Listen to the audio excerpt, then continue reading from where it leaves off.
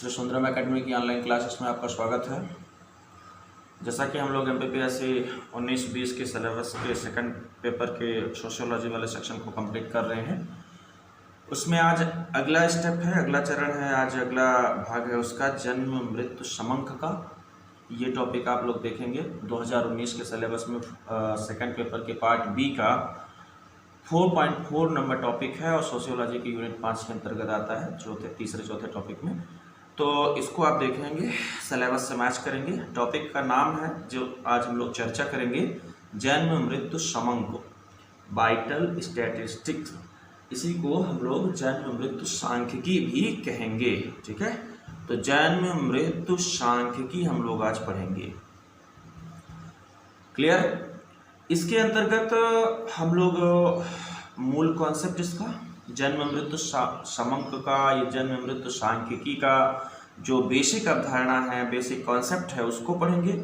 इसके उपयोग और महत्व को समझेंगे। इसके अंतर्गत आने वाली विभिन्न दरों को पढ़ेंगे और उनके आंकड़ों सहित, ठीक है।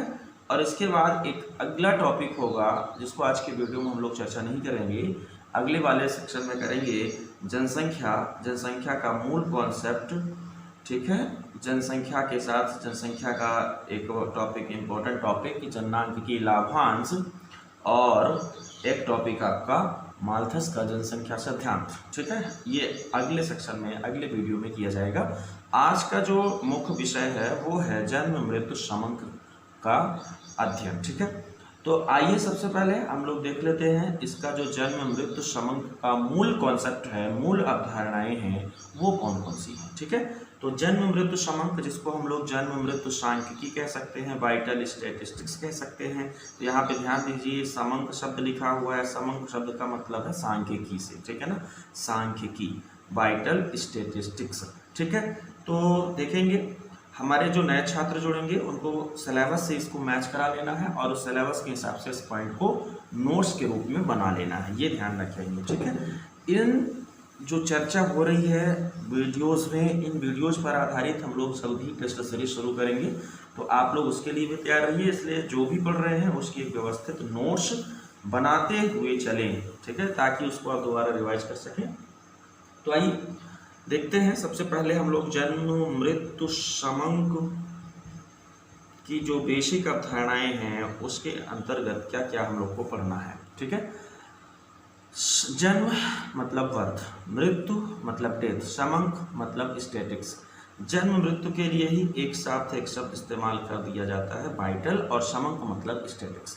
तो इसके पहले क्या करते हैं अपन लोग, सबसे पहले इसका अर्थ, इसकी जो बेसिक कॉन्सेप्ट है वो पढ़ लेते हैं, मतलब ये क्या है ये पढ़ते हैं।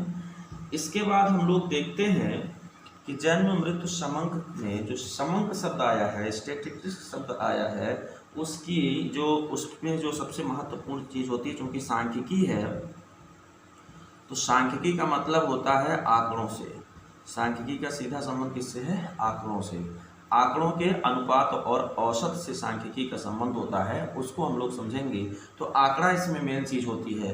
तो हम लोग ये देखेंगे कि आंकड़े कैसे इकट्ठे किए जाते हैं, डेटा कैसे प्राप्त किया जाता है, तो वो सारी चीज़ें यहाँ पे हम लोग अध्ययन करेंगे। इसके बाद हम लोग देखेंगे कि जन्म मृत्यु समंक का उपयोग क्या है। तो आइए सबसे पहले इसके अर्थ को हम लोग कोशिश करते हैं समझने की, निकालने की, ठीक है। देखिए, किसी देश में, किसी क्षेत्र में, किसी समुदाय में जनसंख्या है, पब्लिक है, लोग हैं, और इन लोगों में परिवार है। परिवार में दो हिस्से हैं, मतलब एक पुरुष है, एक स्त्री है। पुरुष स्त्री के बच्चे होते हैं, बच्चे मरते हैं, कुछ जीवित हो जाते हैं, कुछ बच्चे, ये प्रजनन प्रकृति का सामान्य नियम है कि प्रजनन होता है। प्रजनन के बाद कुछ बच्चे जन्म लेते हैं, जन्म लेने के बाद कुछ बच्चे मरते हैं, कुछ बच्चे रहते हैं। फिर प्रजनन की एक दर होती है, आवास का एक दर होता है। उन सारी चीज़ों को एक साथ, जन्म दर, मृत्यु दर, प्रवास दर, प्रजनन दर, इन सबको इकट्ठा करके, उनकी संख्या, उनके आंकड़ों की इकट्ठा करके जिस निष्कर्ष तक पहुंचने की कोशिश की जाती है, उससे बहुत सारे और आंकड़े जुटाने की कोशिश की जाती है। उनका उपयोग विभिन्न क्षेत्रों में किया जाता है। उन टॉपिक को एक साथ जन्म मृत्यु समंक कहा जाएगा। ठीक है, तो जन्म मृत्यु समंक का संबंध जो है वो मुख्य रूप से इकोनॉमिक्स से है। ठीक, इकोनॉमिक्स बस से नहीं है, इसका संबंध सोशियोलॉजी से भी है। इकोनॉमिक्स का टॉपिक, सोशियोलॉजी का टॉपिक, जिसको हम लोग कह सकते हैं सोशियो इकोनॉमिक, मतलब सामाजिक आर्थिक टॉपिक है। और इसका संबंध सोशियो इकोनॉमिक या सोशियो इकोनॉमिक भूगोल से भी हो जाता है, क्योंकि यह किसी क्षेत्र विशेष के बारे में आंकड़े हमें प्रदान करता है। ठीक है, तो इसलिए इसका संबंध इन विषयों से है। जन्म मृत्यु समंक का संबंध इकोनॉमिक्स में भी पढ़ाया जाता है, सोशियोलॉजी समाजशास्त्र में पढ़ाया जाता है, और सोशियो इकोनॉमिक ज्योग्राफी अर्थात सामाजिक आर्थिक भूगोल के अंतर्गत भी ये टॉपिक पढ़ाया जाता है। तो इसका संबंध यहाँ से है क्या है, ये कुछ ऐसे आंकड़ों का संबंधित फैक्टर है या ऐसे आंकड़े हैं, क्या ये आंकड़े हैं, ये कुछ इसमें कुछ आंकड़े तलाशे जाते हैं। कौन से आंकड़े? वो आंकड़े जिनका संबंध किससे है, या तो जन्म से है या तो मृत्यु से। और ये आंकड़े कैसे होते हैं? स्टैटिस्टिक्स के रूप में होते हैं, सांख्यिकी के रूप में होते हैं, अर्थात वो औसत और अनुपात के रूप में होते हैं। तो हम लोग कह सकते हैं कि जन्म मृत्यु समंक आंकड़ों का एक ऐसा रिलेशन है, आंकड़ों का एक ऐसा संबंध है जो किसी क्षेत्र, किसी समुदाय, किसी जगह विशेष के जन्म मृत्यु या उनसे जुड़े हुए कारकों के बारे में बात करता है, या कारकों के बारे में हमें जानकारी देता है, और यह समझने में मदद करता है कि किसी क्षेत्र या किसी समुदाय का विकास, जनसंख्या का विकास, जनसंख्या की संरचना किस प्रकार से है। तो यदि आप जन्म मृत्यु समंक क्या है यह यदि लिखना चाहें, इसकी परिभाषा लिखना चाहें, तो हम लोग यहाँ पे कुछ देख लेते हैं परिभाषा, चूँकि आपको लिखना पड़ सकता है जन्म मृत्यु समंक पर टिप्पणी। तो हम लोग कहेंगे कि जन्म मृत्यु समंक मुख्य रूप से ऐसे कारकों से संबंध है, ऐसे कारकों से संबंधित है जिनका जनसंख्या वृद्धि में विशेष योगदान होता है।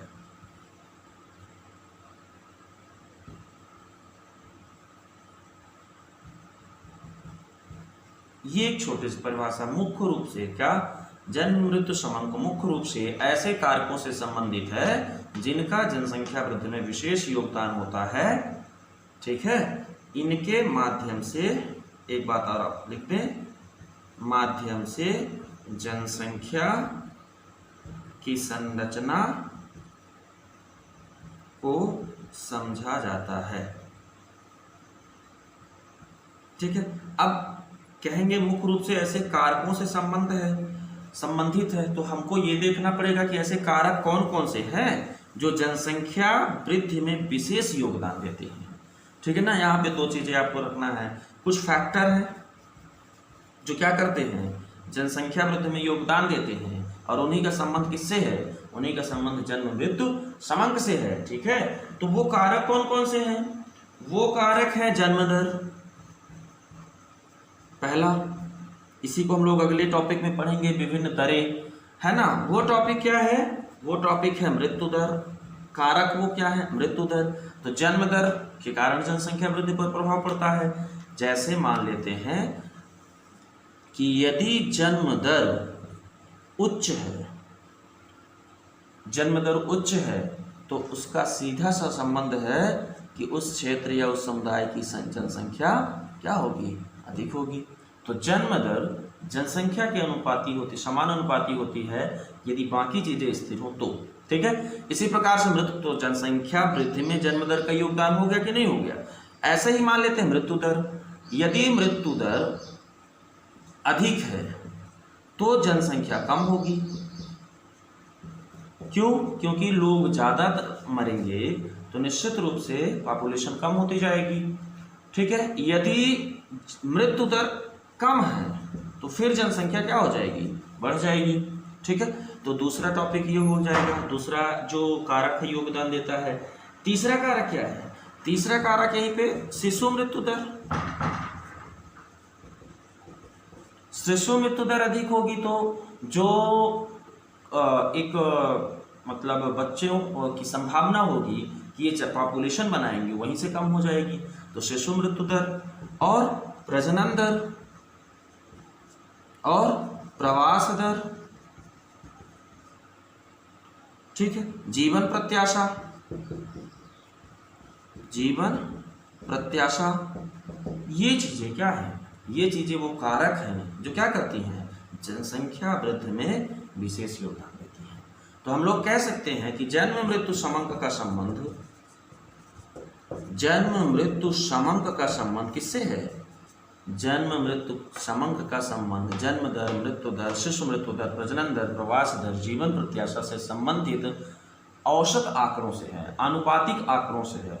क्यों? क्योंकि आनुपातिक आंकड़े हम लोग क्यों कह रहे हैं? क्योंकि हमने यहाँ पे समांक या स्टेटिस्टिक्स देखा है ना, सांख्यिकी देखा, तो इसका मतलब ये है कि यह किससे रिलेटेड है? एक औसत या आनुपातिक आंकड़ा है, आंकड़े हैं, औसत या आनुपातिक आंकड़े हैं।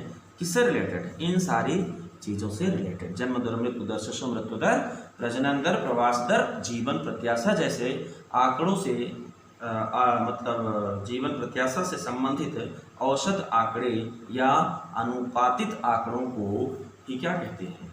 वाइटल स्टैटिस्टिक्स कहते हैं, ठीक है।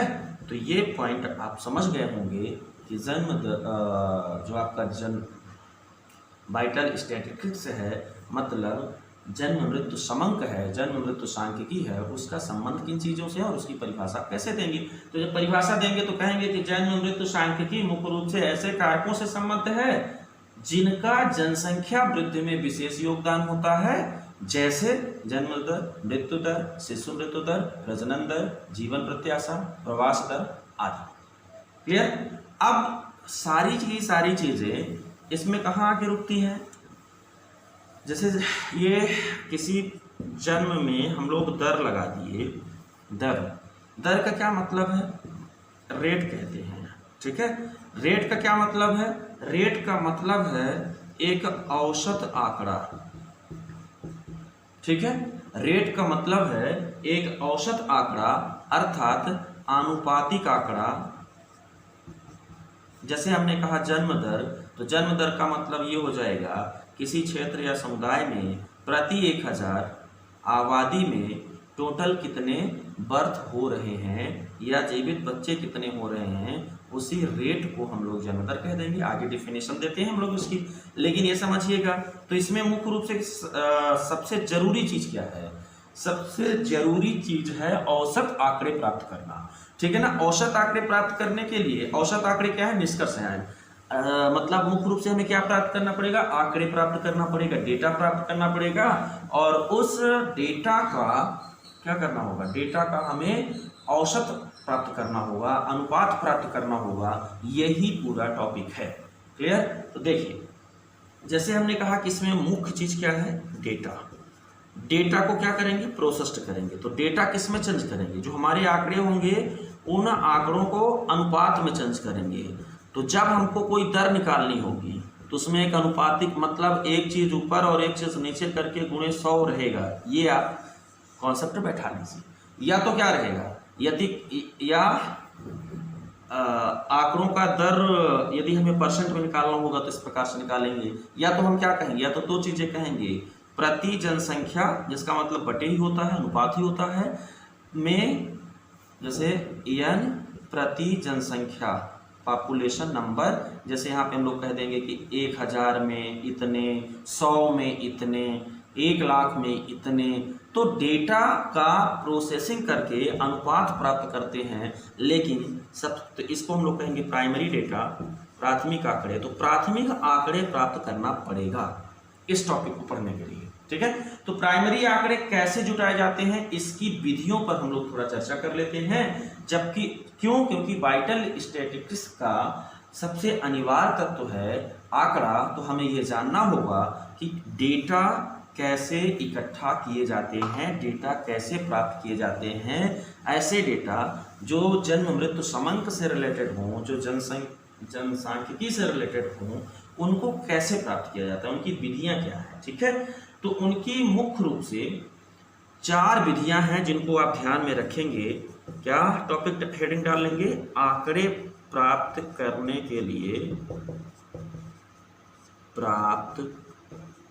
की विधियां। किसके लिए? जन्म मृत्यु समांक के लिए। मतलब किसके लिए? मतलब वो विभिन्न प्रकार की जो दरें बताया हूं उनके लिए कैसे आंकड़े प्राप्त किए जाते हैं, कौन कौन सी मेथड्स है। ये बात हम लोग मुख्य रूप से इंडिया के संदर्भ में चर्चा कर रहे हैं। हालांकि ये सभी देशों में ये लागू होता है, पर हम लोग इंडिया के संदर्भ में चर्चा कर रहे हैं। ठीक है ना। तो देखिए, जन्म मृत्यु समांक के जो आंकड़े हैं वो 4 विधियों से प्राप्त होंगे। पहली विधि कौन सी है? पहली विधि है पंजीकरण विधि।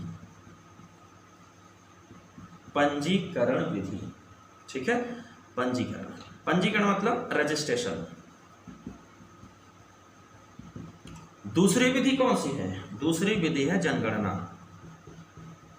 जनगणना मतलब पॉपुलेशन। तीसरी विधि कौन सी है? तीसरी विधि है सर्वेक्षण मतलब सर्वे। चौथी विधि कौन सी है? प्रतिदर्शन मतलब सैंपलिंग। ठीक है, तो 4 विधियां हैं जिनके माध्यम से वाइटल स्टैटिस्टिक्स के आंकड़े जो हैं, जन्म मृत्यु समांक के जो आंकड़े हैं या जन्म मृत्यु सांख्यिकी के जो आंकड़े हैं उनको प्राप्त किया जाता है। पंजीकरण, जनगणना, सर्वेक्षण, प्रतिदर्शन, registration, population survey and sampling.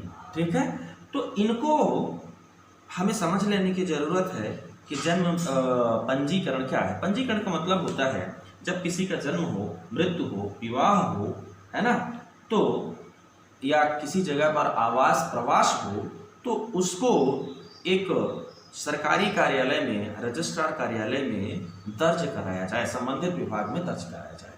तो जैसे क्या करते हैं, किसी का जन्म होता है तो जन्म का पंजीकरण, किसी की मृत्यु होती है तो मृत्यु का पंजीकरण, कोई एक जगह से दूसरे जगह, थोड़ी और इसमें, कोई विवाह करता है तो विवाह का पंजीकरण।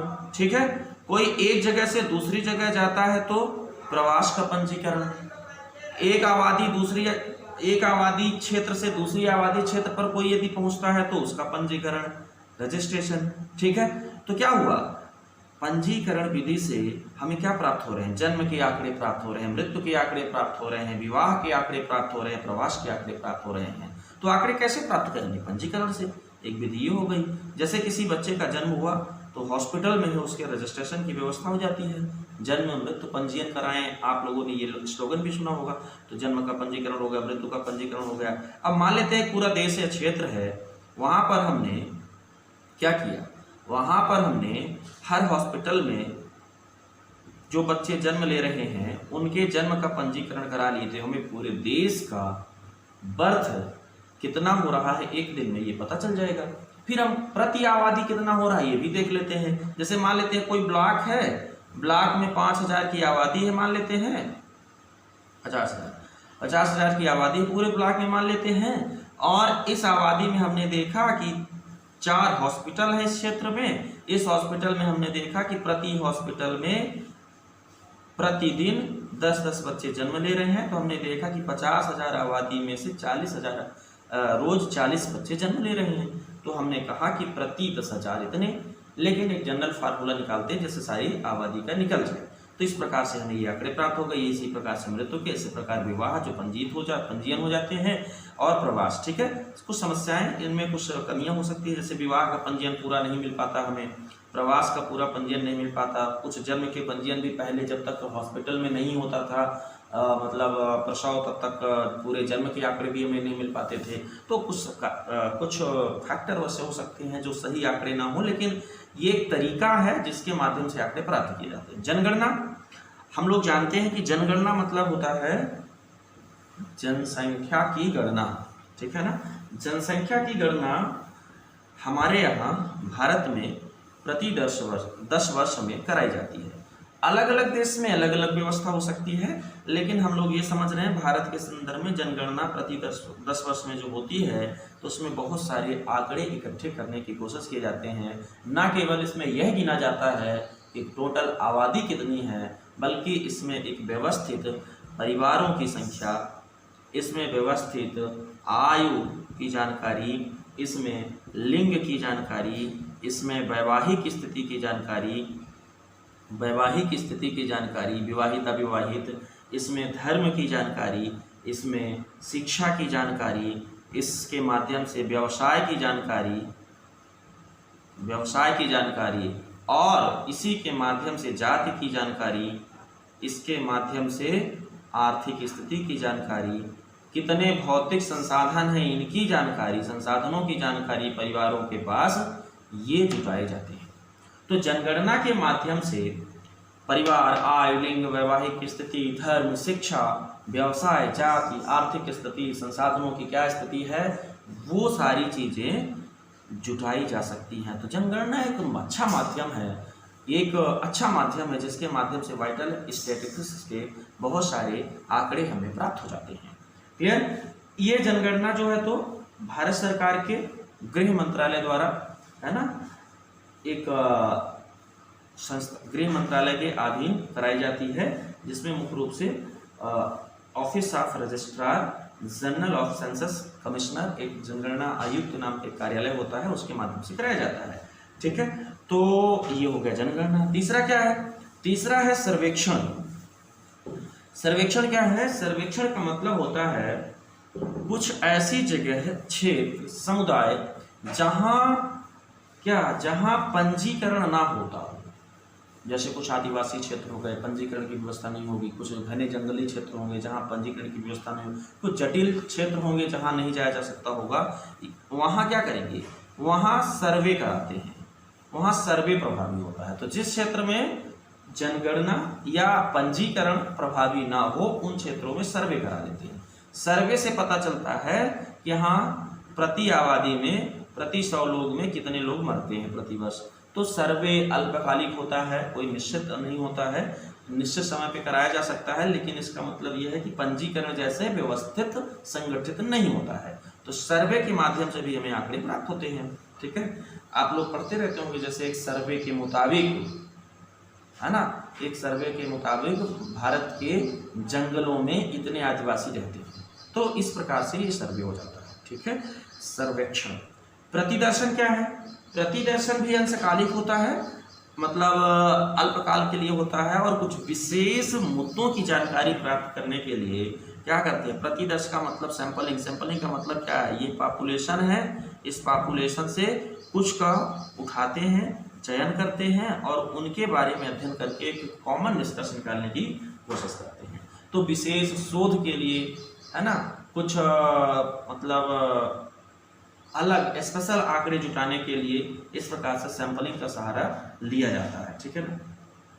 इसके लिए भारत में एक संस्था काम करती है, सैंपल रजिस्टर सिस्टम।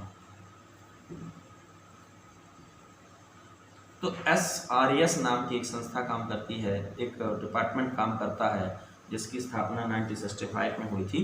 तो 1965 से SRS सैंपल रजिस्टर, है ना, सिस्टम के माध्यम से ये आंकड़े जुटाए जाते हैं। ठीक है, तो इस टॉपिक में हम लोगों ने ये समझा कि जन्म मृत्यु समग्र के लिए जो आंकड़े होते हैं, उन आंकड़ों को किन विधियों से प्राप्त किया जाता है। तो इसकी 4 विधियां हैं, नोट करेंगे: पंजीकरण, जनगणना, सर्वेक्षण और प्रतिदर्शन। ठीक है, अब हम ये समझ गए कि एक तरफ इधर पॉपुलेशन है, लोग हैं, जनसंख्या है, आबादी है, बीच में कुछ ऐसी बॉडीज है जो क्या करती हैं? आंकड़े इकट्ठा करती हैं। और वो बॉडी कौन सी हैं? गवर्नमेंट हो सकती है, NGO हो सकते हैं, सेल्फ हेल्प ग्रुप हो सकते हैं, सर्वे करने वाले लोग हो सकते हैं, शोध करने वाले लोग हो सकते हैं। वो क्या करेंगे?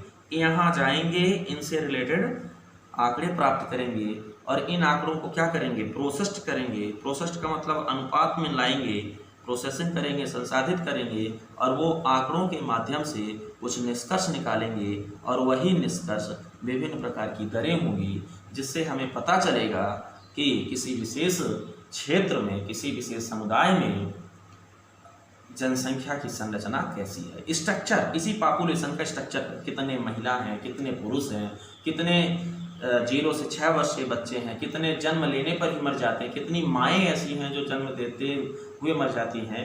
ये सारे निष्कर्ष हमें इन बॉडीज़ के द्वारा पॉपुलेशन के बारे में जो प्राप्त होता है उसी को हम लोग जन्म मृत्यु समांक कहते हैं। क्लियर है, इतनी बात आप समझ गए होंगे।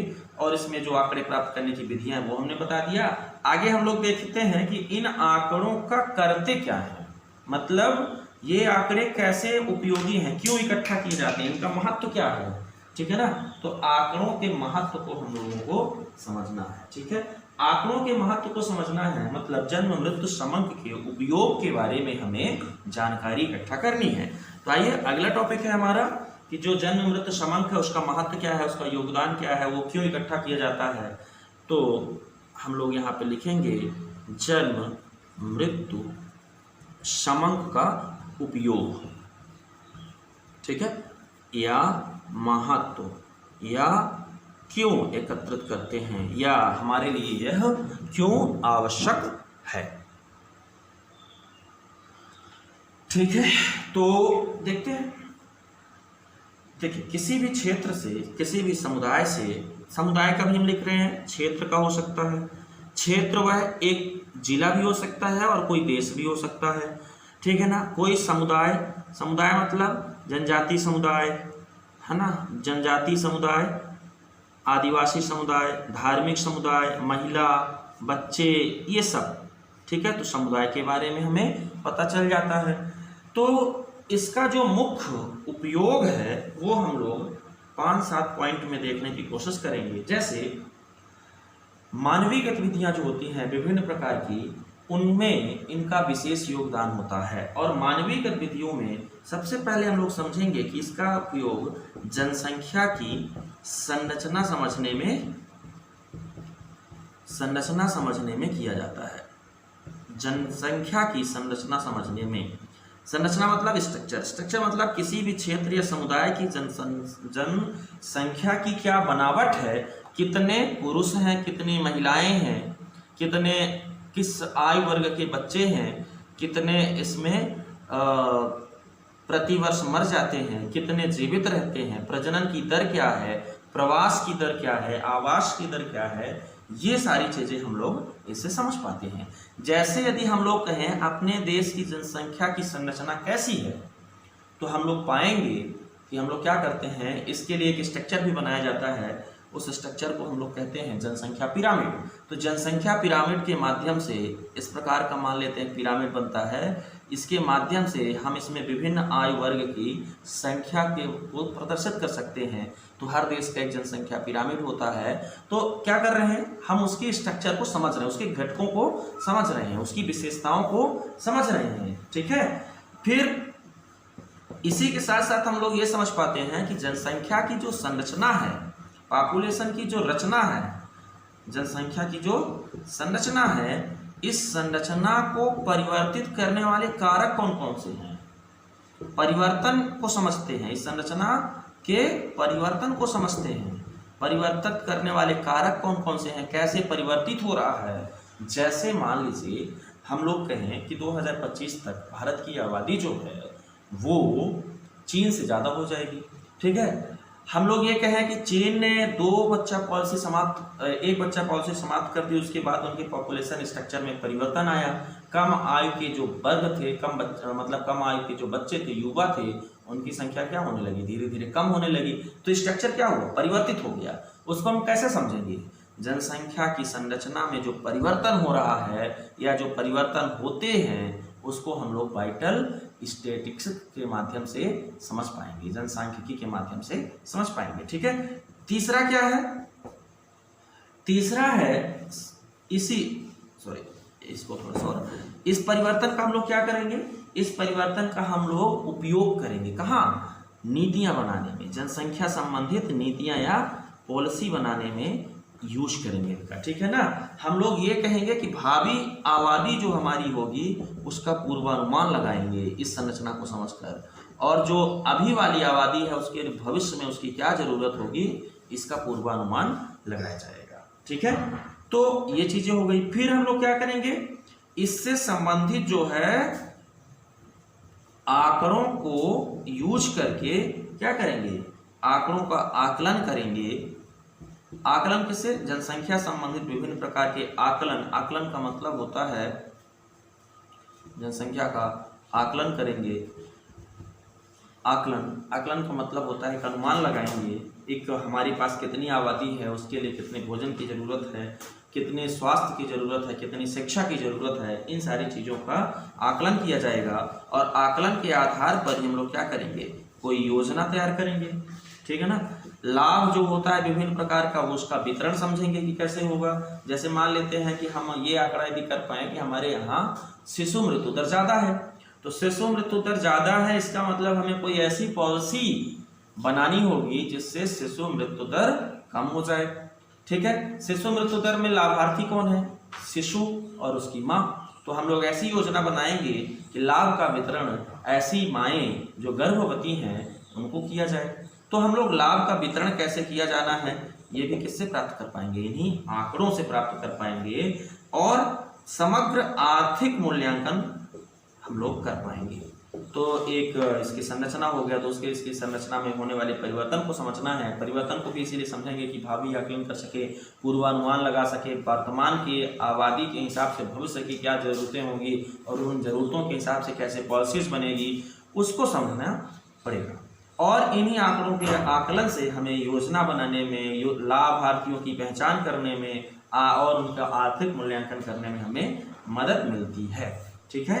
इसके बाद इसका उपयोग कहाँ हो सकता है, इसका उपयोग योजना को ही हम लोग थोड़ा डिटेल करें या नेक्स्ट पॉइंट ही लिख लें, तो इसका उपयोग हो सकता है कहाँ, स्वास्थ्य नीतियों में, हेल्थ पॉलिसी बनाने में,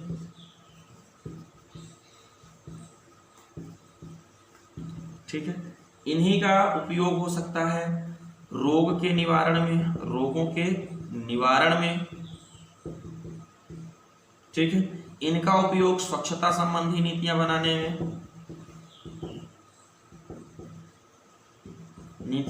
में, स्वच्छता संबंधी, रोग संबंधित, हेल्थ संबंधित जागरूकता फैलाने में, जागरूकता संबंधित नीतियों में, ठीक है ना, जागरूकता को प्रभावी बनाने में किया जाएगा, ठीक है।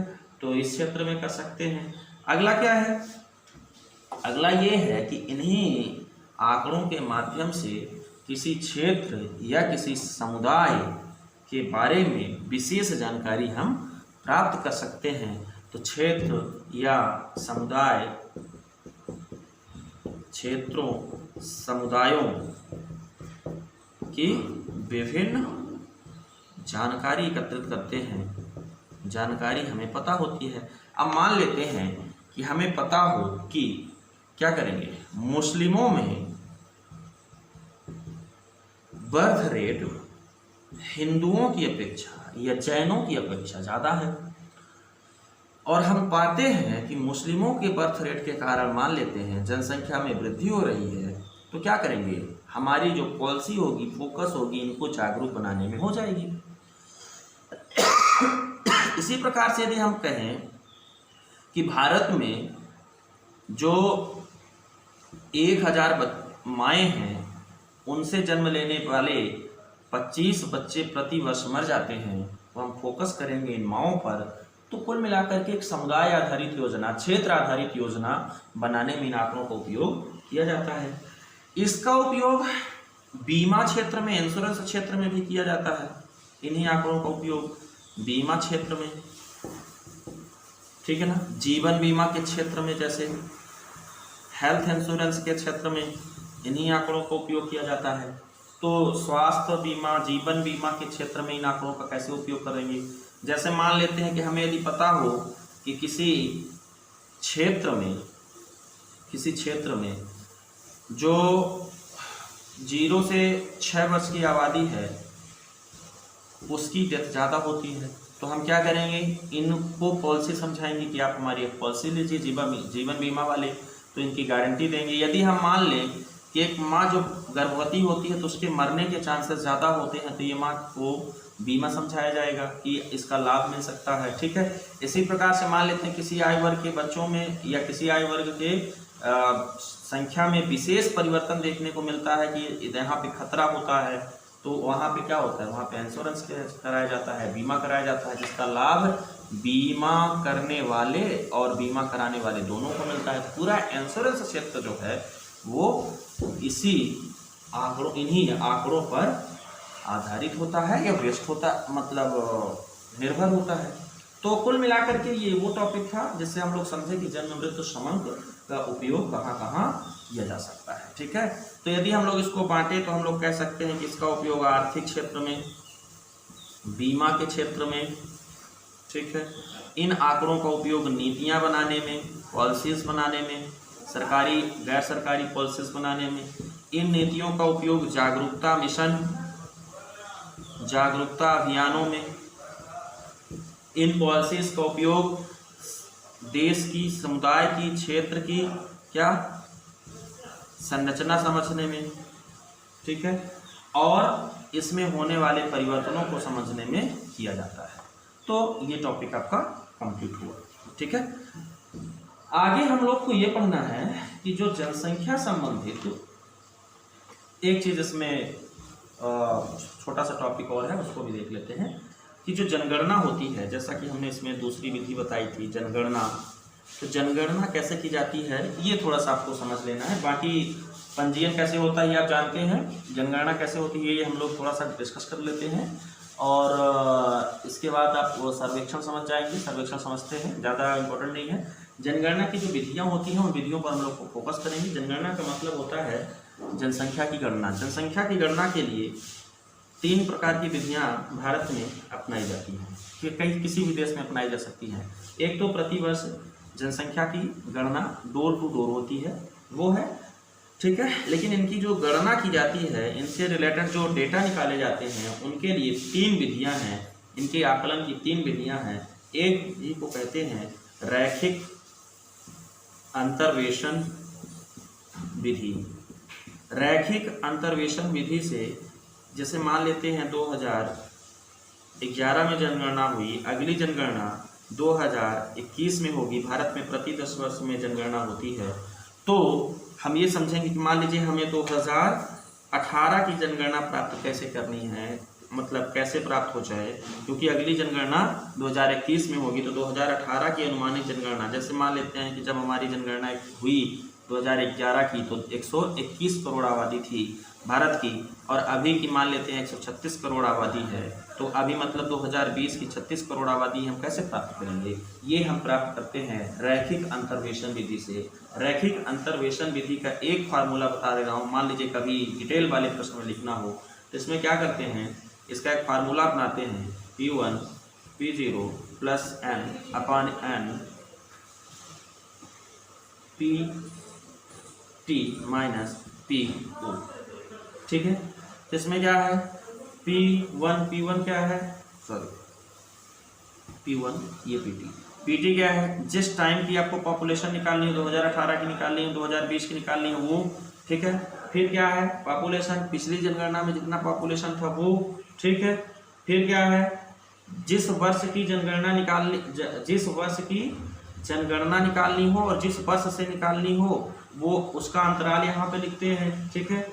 और जनगणना का अंतराल कितना होता है, जैसे यहाँ अपने यहाँ 10 वर्ष होता है, 2020 की निकालनी है, 2020 की निकालनी है तो पिछली बार 11 में हुआ था, यहाँ पे 9 आ जाएगा, मतलब 9 वर्ष का अंतराल है। फिर P1 पिछली पॉपुलेशन कितनी थी वो, और मतलब अनुवर्ती जनगणना कितनी थी वो, और अगली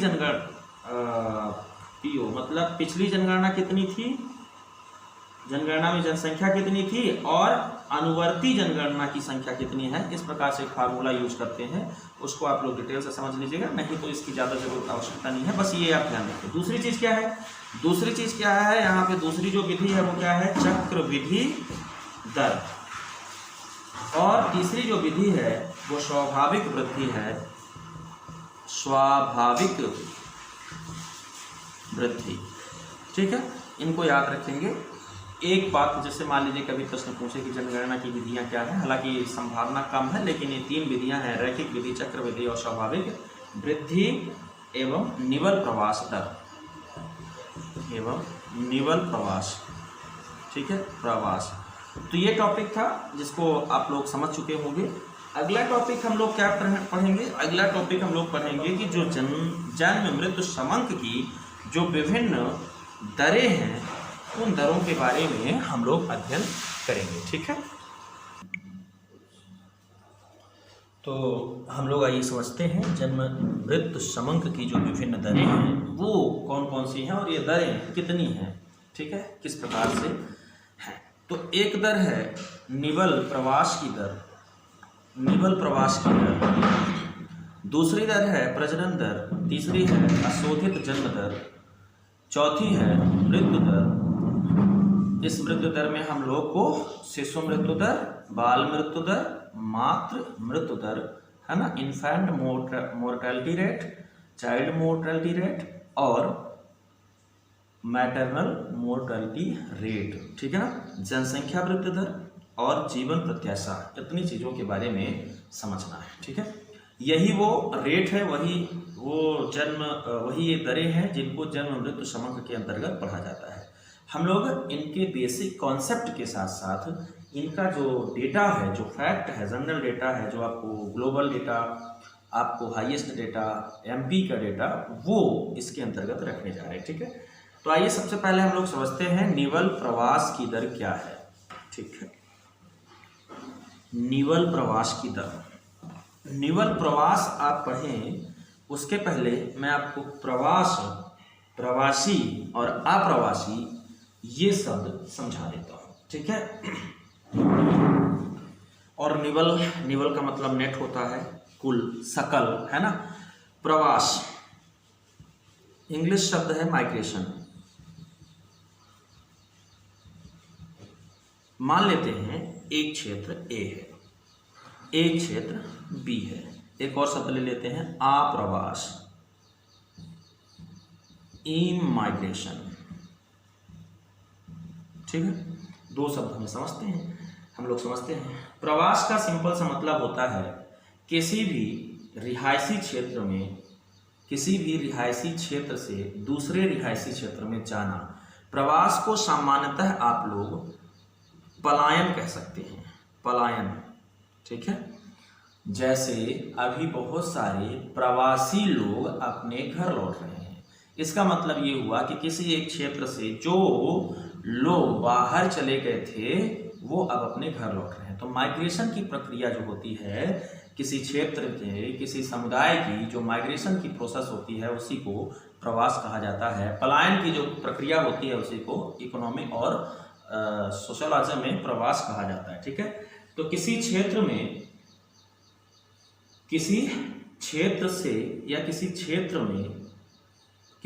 से प्रवास करने वाले या किसी क्षेत्र में रहने वाले लोगों को इस क्षेत्र में इस टॉपिक के अंतर्गत रखा जाएगा। निवल प्रवास की तरह हम लोग समझते हैं, लेकिन पहले ये टॉपिक समझते हैं।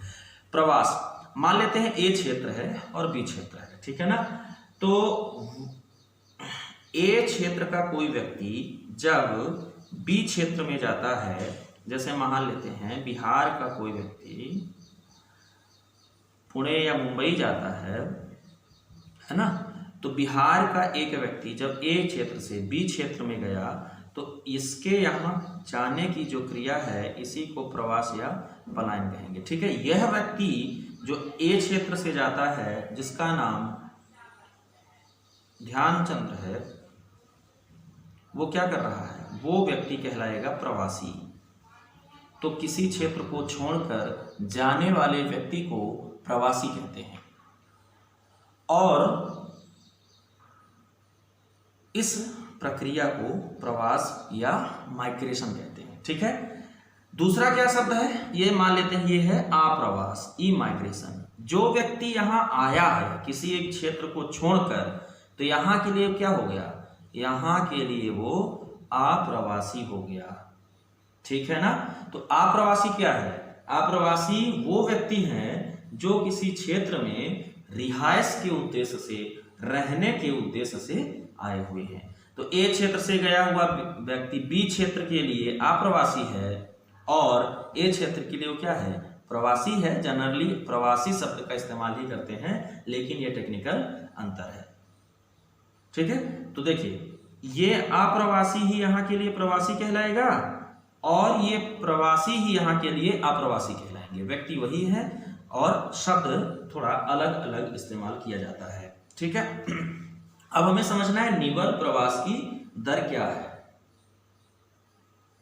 ठीक है, एक लाइन में यदि हम लोग कहते हैं तो किसी क्षेत्र में प्रवास करने वाले जन समुदाय की जो कुल संख्या होती है उसको हम लोग निवल प्रवास की दर कहेंगे। निवल प्रवास की दर के माध्यम से क्या समझा जाएगा, निवल प्रवास की दर के माध्यम से यह समझा जाएगा कि किसी क्षेत्र की या किसी समुदाय की कितनी आबादी किसी दूसरे क्षेत्र में जाकर के रहती है और एक क्षेत्र में कुल ऐसे कितने लोग हैं जो या तो प्रवासी हैं या तो अप्रवासी हैं। ठीक है, तो निवल प्रवास की दर के माध्यम से यह आंकड़ा प्राप्त किया जाता है कि लोग अपने जीविका के लिए या सुख संसाधनों के लिए लोग क्यों प्रवास करते हैं, या तो रोजगार नहीं मिल रहा है, ठीक है, या तो क्या है यहाँ से अच्छी बेहतर सुविधा है, जैसे गांव से शहर आने का जो पलायन है, जो प्रवास है वो किस लिए, अच्छी सुविधाओं के लिए है। तो प्रवास क्यों होता है, इसके दो सिद्धांत हैं। एक सिद्धांत है धक्का कारक सिद्धांत, एक कारक है खींच कारक सिद्धांत। मतलब एक पुश फैक्टर है, एक पुल फैक्टर है। तो वो भी थोड़ा सा हम लोग समझ लेते हैं कि कोई भी प्रवास क्यों करता है। जिसके प्रवास का मतलब है कोई कहीं से क्यों जाता है, तो इसके दो कारण हैं। एक कारण है पुश फैक्टर मतलब धक्का कारक, और एक कारण है पुल फैक्टर। पुल फैक्टर मतलब खींच कारक। एक उदाहरण से समझ लेते हैं। जैसे मान लीजिए एक व्यक्ति है जिसके क्षेत्र में रोजगार नहीं है, कोई रोजगार नहीं है, बेरोजगार है। वो व्यक्ति बेरोजगार है तो वह क्षेत्र उसको कह रहा है, धक्का दे रहा है कि तुम रोजगार के लिए बाहर जाओ। तो ये फैक्टर क्या हो गया, बेरोजगारी कैसा फैक्टर हो गया, तो बेरोजगारी हो गया धक्का कारक। वो वहां से जाने के लिए बेरोजगारी उसको धक्का दे रही है। अब ये व्यक्ति जाएगा कहाँ, ये निर्भर करता है खींच कारक पर। ठीक है, तो ये व्यक्ति जहां जाएगा, जहां खींचा जाएगा, कहाँ, जहां रोजगार उपलब्ध होगा। तो जिधर जो माइनस होगा वो धक्का कारक, जिधर जो प्लस होगा वो खींच कारक। मान लेते हैं धक्का कारक हमारे गांव के लिए ये क्या हो गया, बेरोजगारी, कोई रोजगार ही नहीं है। क्लियर। तो धक्का कारक के कारण ये लोग कहाँ जाएंगे, कहाँ कहाँ जा सकते हैं, जहां रोजगार होगा। जैसे मान लीजिए दिल्ली, फिर कहाँ, मुंबई, ठीक है, कलकत्ता, ये महानगरों में शिफ्ट होंगे, जाएंगे। तो इनमें से भी कहाँ जाएंगे, जहां, कौन खींचेगा इसको, इस बेरोजगार व्यक्ति को, जहां रोजगार की संभावना सबसे ज्यादा होगी। यही दूसरे उदाहरण से समझ लेते हैं। जैसे मान लेते हैं शिक्षा नहीं है किसी का, मान लेते हैं अच्छी स्कूल नहीं है, तो अच्छी स्कूल का अभाव गांव में नहीं है, तो अच्छी स्कूल का ना होना क्या हो गया, धक्का कारक। और खींच कारक कौन सी सिटीज को खींचेगी, जहां अच्छी स्कूलें होंगी वहां ये चले जाएंगे। तो दो कारक होते हैं, एक धक्का कारक, एक खींच कारक। धक्का कारक में अभाव या माइनस फैक्टर क्या करते हैं, धकेलने का प्रयास करते हैं, उस क्षेत्र से बाहर निकालने का प्रयास करते हैं।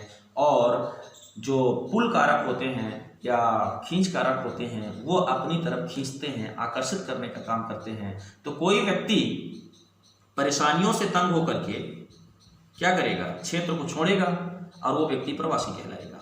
और जिस क्षेत्र में जाएगा वहां के लिए वो अप्रवासी कहलाएगा। ठीक है, मान लेते हैं भारत में सुख संसाधन कम है या कुछ लोगों को यहाँ बंधन महसूस होता है, तो सुख कारक कम है या बंधन महसूस होता है, तो वो कहाँ जाना चाहेंगे, वो उन देशों पे शिफ्ट होंगे जहां सुख के संसाधन ज्यादा हो, जहां जीवन ज्यादा आनंदमय हो, जहां बंधन नहीं, क्या हो, फ्रीडम हो, स्वतंत्रता हो।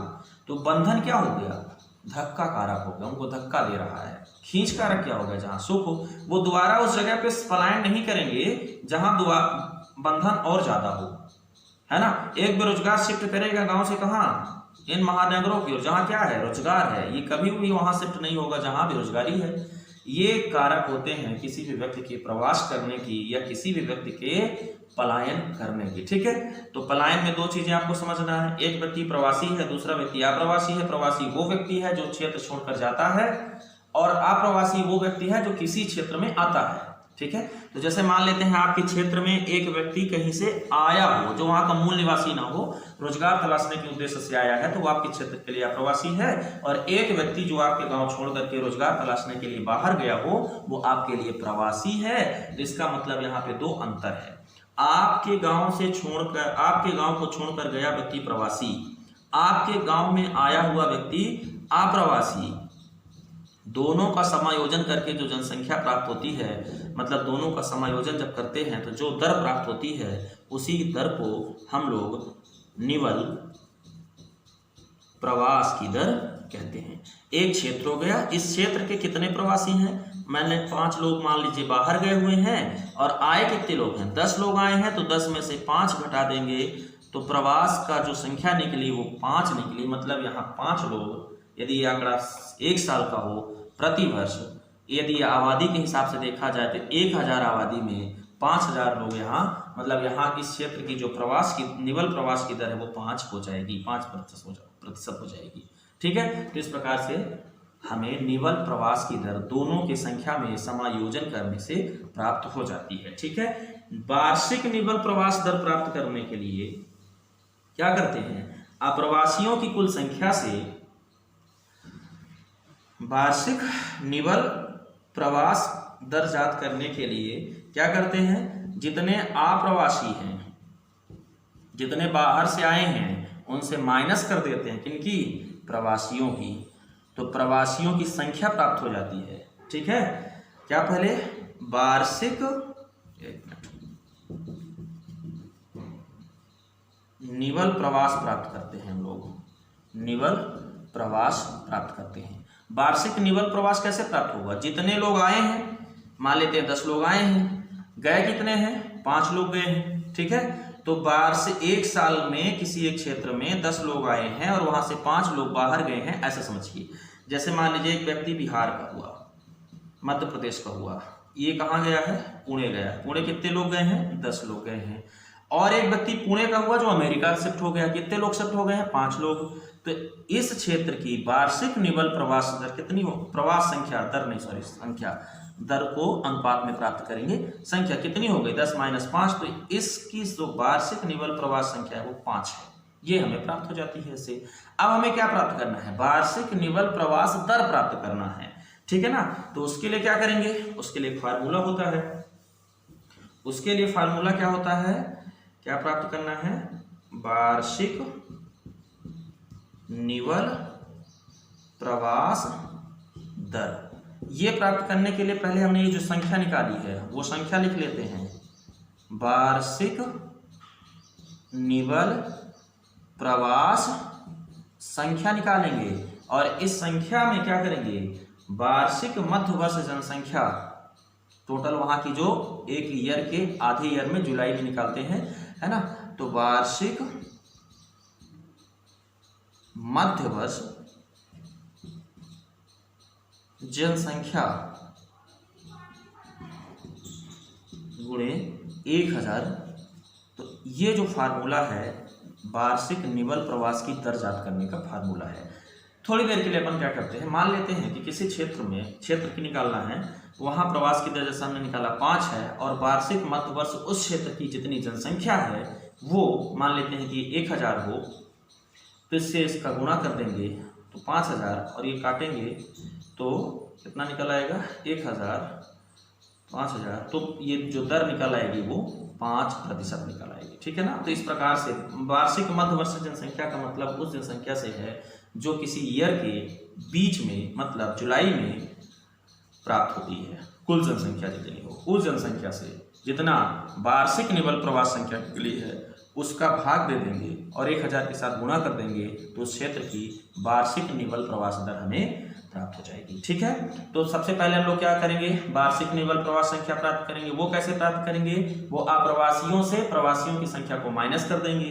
ठीक है, तो हमें वो प्राप्त हो जाएगी। उसके बाद उस क्षेत्र की मध्य ईयर जनसंख्या से, मिडिल ईयर जनसंख्या से 1000 का भाग देकर ये आंकड़ा प्राप्त कर लिया जाता है। ठीक है, तो अब हमें ये पता करना है कि वार्षिक निवल प्रवास दर क्या काम करता है, लाभ क्या है इसका। ठीक है, तो इसका जो लाभ है वो ये है कि इसके माध्यम से हम ये पता करते हैं कि किसी एक क्षेत्र, शहर, देश या समुदाय है ना, किसी एक क्षेत्र में प्रतिवर्ष कितने लोग, कितने प्रतिशत लोग यहाँ आते हैं और कितने प्रतिशत लोग यहाँ से जाते हैं। ठीक है ना, वो हमें दर प्राप्त हो जाती है, जिसका उपयोग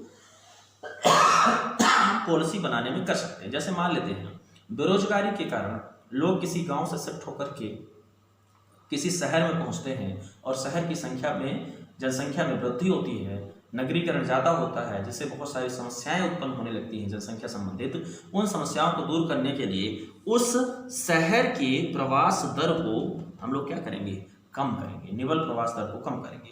ठीक है, कम करने के उपाय करेंगे और उसको दूसरी जगह शिफ्ट करेंगे। ठीक है, तो इस प्रकार से पॉलिसी बनाने में, पॉलिसियों के निर्धारण में, रोजगार उपलब्ध कराने के निर्धारण में, ठीक है, लोगों के रिहायशी क्षेत्र को में सुविधाएं उपलब्ध कराने के उद्देश्य से इसका अध्ययन किया जाता है। ठीक है, अब थोड़ा सा हम लोग आंकड़ा देख लेते हैं इसी के संबंधित, जो वार्षिक निवल प्रवास दर से रिलेटेड जो डेटा है वो देख लेते हैं। ठीक है, यदि हम लोग वार्षिक निवल migrate rate, net migration rate, निवल प्रवास दर, ठीक है, इससे संबंधित यदि आंकड़ा देखें, भारत का जो NMR होगा वो इस समय 0.383 प्रति 1000 है।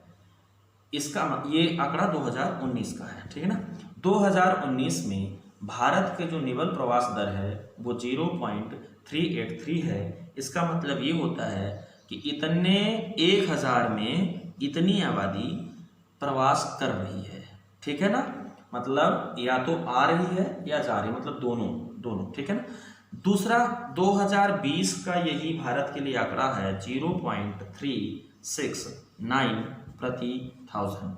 मतलब यदि हम लोग देखें तो 2020 में 0.369 अभी तक का जो आंकड़ा है, इतने लोग प्रति 1000 में प्रवासी मतलब प्रवास कर रहे, इतने प्रतिशत लोग, है ना, निवल प्रवास दर है यहाँ की। ठीक है, तो इन दोनों आंकड़ों में देखा जाए तो थोड़ा सा कितना कुछ अंतर आया है, लेस हुआ है। ठीक है ना, 0.38 से 0.369 का अंतर आया हुआ है।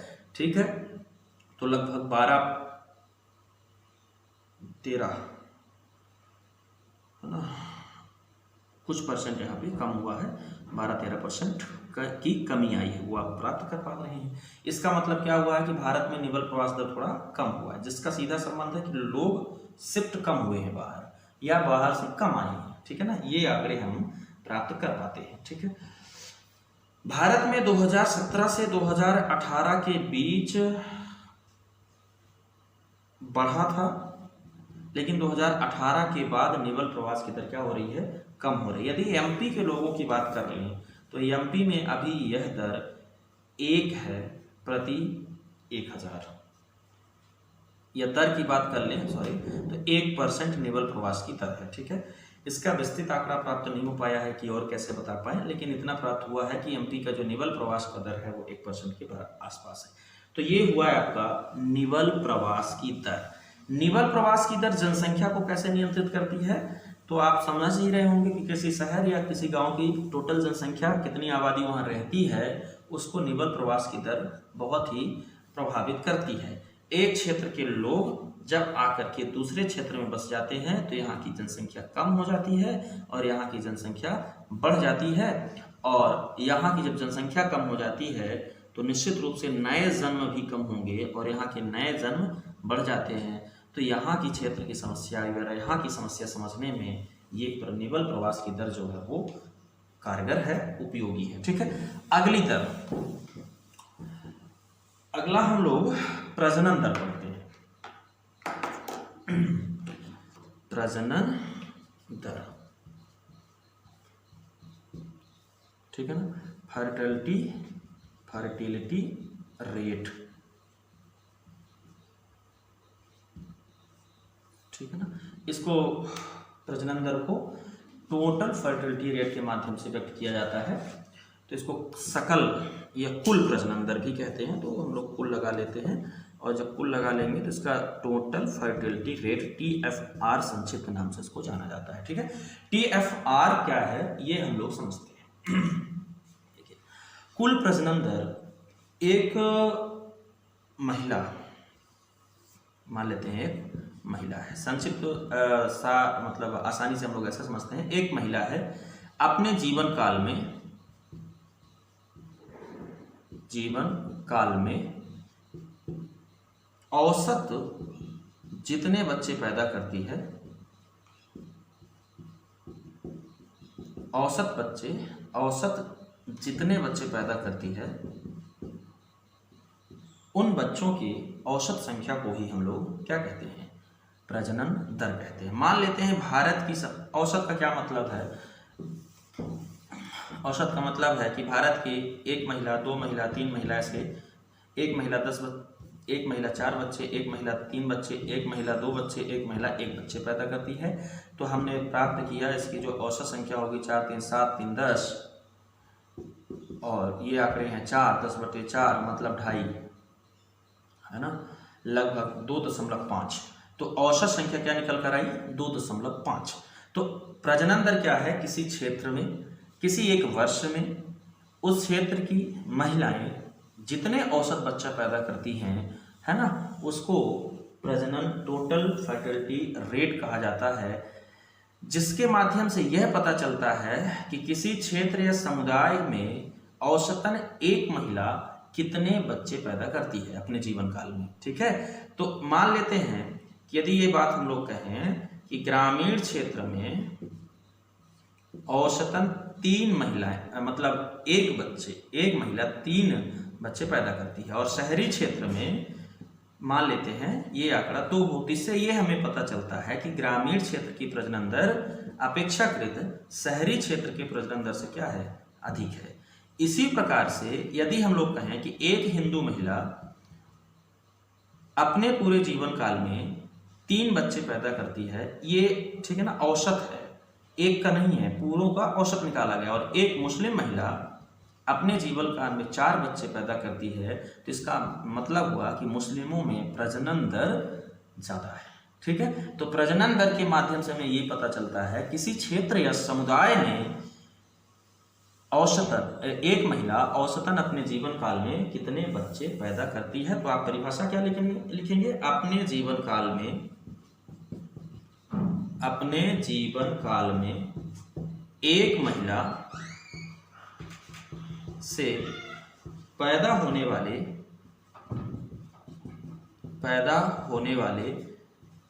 बच्चों की औसत संख्या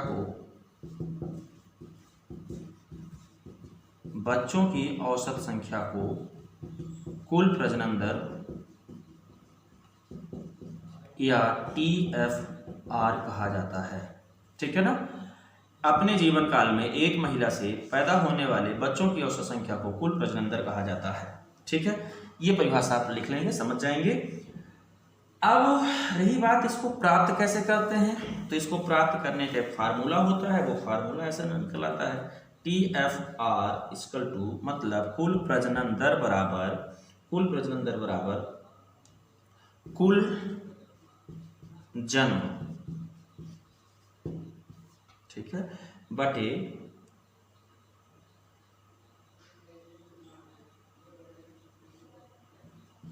मां बन सकने वाली महिलाओं की संख्या। जैसे मान लेते हैं 18 से 40 वर्ष की महिलाएं जो मां बन सकती हैं, उनकी कुल संख्या और कुल जन्म का भाग दे करके 100 से गुणा कर देंगे, तो हमें प्राप्त हो जाएगा क्या, TFR, कुल प्रजनन दर प्राप्त हो जाएगा। तो ये फार्मूला मुख्य रूप से 18 से 40 वर्ष की उम्र तक के महिलाओं के लिए कुल संख्या का भाग दे देंगे, किसमें, कुल जन्म में जितने बर्थ हो रहे हैं, तो प्राप्त हो जाएगा। ठीक है। मान लेते हैं किसी क्षेत्र में टोटल जन्म 10 है, वहाँ माँ बनने वाली महिलाएं जो हैं तो 3 हैं माँ बन सकने वाली, तो इनकी जो TFR हो गया इस क्षेत्र की, तो वो हो गया 3.3, ठीक है 3.33। तो ये यहाँ की क्या हो गई, TFR हो गई। भारत के संदर्भ में ऐसे निकाल लेंगे कि प्रति बर्थ कितना होता है और माँ बन सकने वाली कुल माएँ कितनी हैं, तो वो इसमें आ जाएगा, ठीक है ना। माँ बन सकने वाली माँ में विवाहित माएँ आती हैं, ये मतलब विवाहित स्त्रियां आती हैं जो 18 से 40 वर्ष की उम्र की हों, ठीक है ना। कुल प्रजनन दर के संबंध में जो मतलब इसका जो लाभ है, जो इसका बेनिफिट है, ये क्यों निकालते हैं, इससे हमें ये पता चलता है कि कितनी यहाँ धात्री महिलाएं होंगी, है ना, कितनी यहाँ प्रसूता महिलाएं हो सकती हैं, कितनी महिलाएं ऐसी हो सकती हैं जो गर्भवती होंगी, ठीक है। इनके माध्यम से ये पता करते हैं कि इनकी जो इन समुदाय आधारित जो योजनाएं हैं वो किस प्रकार से बनाई जानी चाहिए, उनके स्वास्थ्य के लिए, उनके पोषण के लिए, ठीक है, उनकी सुरक्षा के लिए, प्रसव के लिए, वो सारी चीज़ें इससे प्राप्त करते हैं, जिससे हमें ये पता चलता है कि आने वाली जो आबादी होगी वो कितनी होगी, वो भी हमें मतलब जो नए जो वर्ग होंगे वो कितने होंगे और किस स्ट्रक्चर में होंगे, तो ये सारी चीज़ें इससे हमें प्राप्त हो जाती है। अब हम लोग कुछ आंकड़ों की यदि बात करें भारत में, तो इंडिया का जो टोटल फर्टिलिटी रेट मतलब कुल प्रजनन दर है, वो भारत के संदर्भ में 2020 का आंकड़ा यदि हम लोग उठाएं तो ये है 2.200 प्रति वुमन, ठीक है। मतलब भारत में औसतन हर एक महिला 2.2 बच्चे पैदा करती है, ठीक है।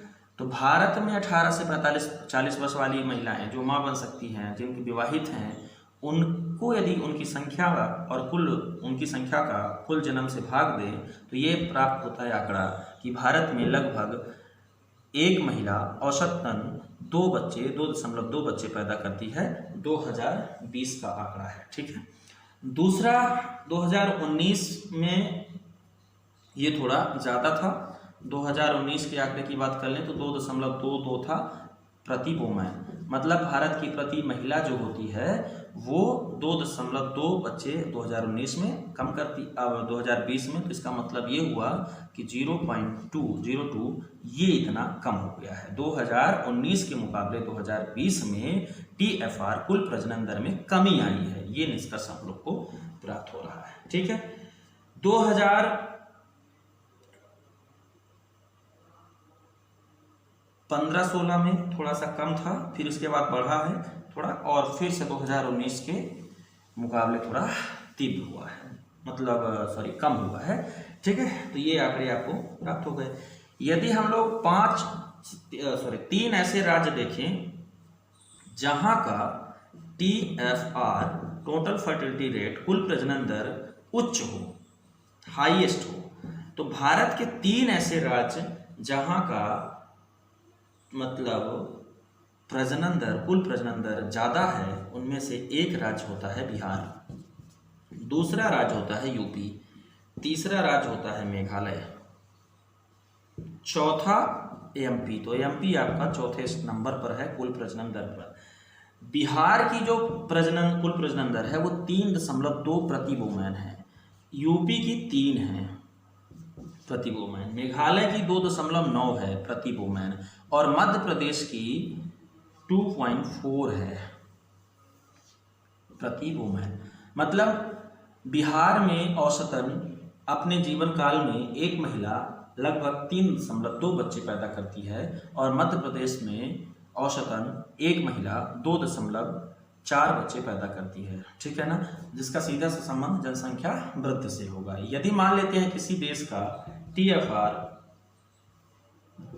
5 है, तो इसका मतलब उस क्षेत्र की आबादी ज़्यादा हो सकती है, ठीक है ना। ये आंकड़े इससे प्राप्त होते हैं, ठीक है। तो ये आप आंकड़े भी नोट कर लेंगे, ध्यान में रखेंगे, जो प्री और मेंस दोनों के लिए जरूरी है।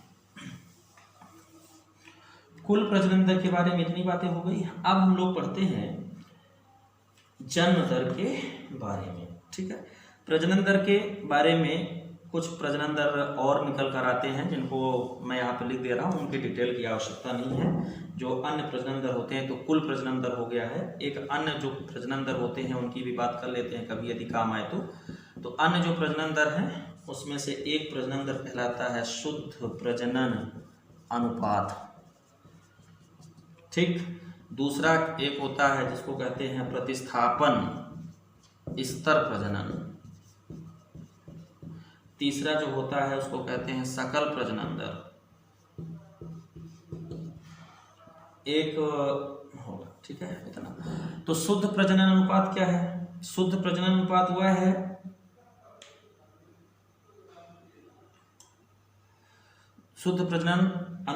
है मतलब वह है महिलाओं की वह संख्या, नहीं सॉरी, जन्म लेने वाली बेटियों की वह संख्या है जो मां बनने के दौरान मर जाती है। ठीक है ना, तो इसमें मुख्य रूप से वो चाइल्ड आती हैं जो प्रसव के दौरान मर जाती हैं, उसके रेशियो को निकाला जाता है कि प्रतिबद्ध कितनी ऐसी बेटियां हैं जो प्रसव के दौरान मर जाती हैं। ठीक है, इसी प्रकार से जो प्रतिस्थापन स्तर प्रजनन है, तो बच्चों की, जन्म लेने वाले बच्चों की संख्या में से लड़कियों की संख्या है जो आगे चल करके मां बनेंगी, अर्थात जन्म लेने वाले बच्चों में से महिलाओं की संख्या या बेटियों की संख्या इसमें आती है कि एक महिला अपने जीवन काल में लगभग कितनी बेटियां जन्म देती है, वो ये आएगा प्रतिस्थापन दर में। ठीक है ना, वो क्या होता है प्रतिस्थापन का क्या मतलब, वो अगली पीढ़ी में बच्चे पैदा करने वाली बेटी होगी, तो अगली पीढ़ी में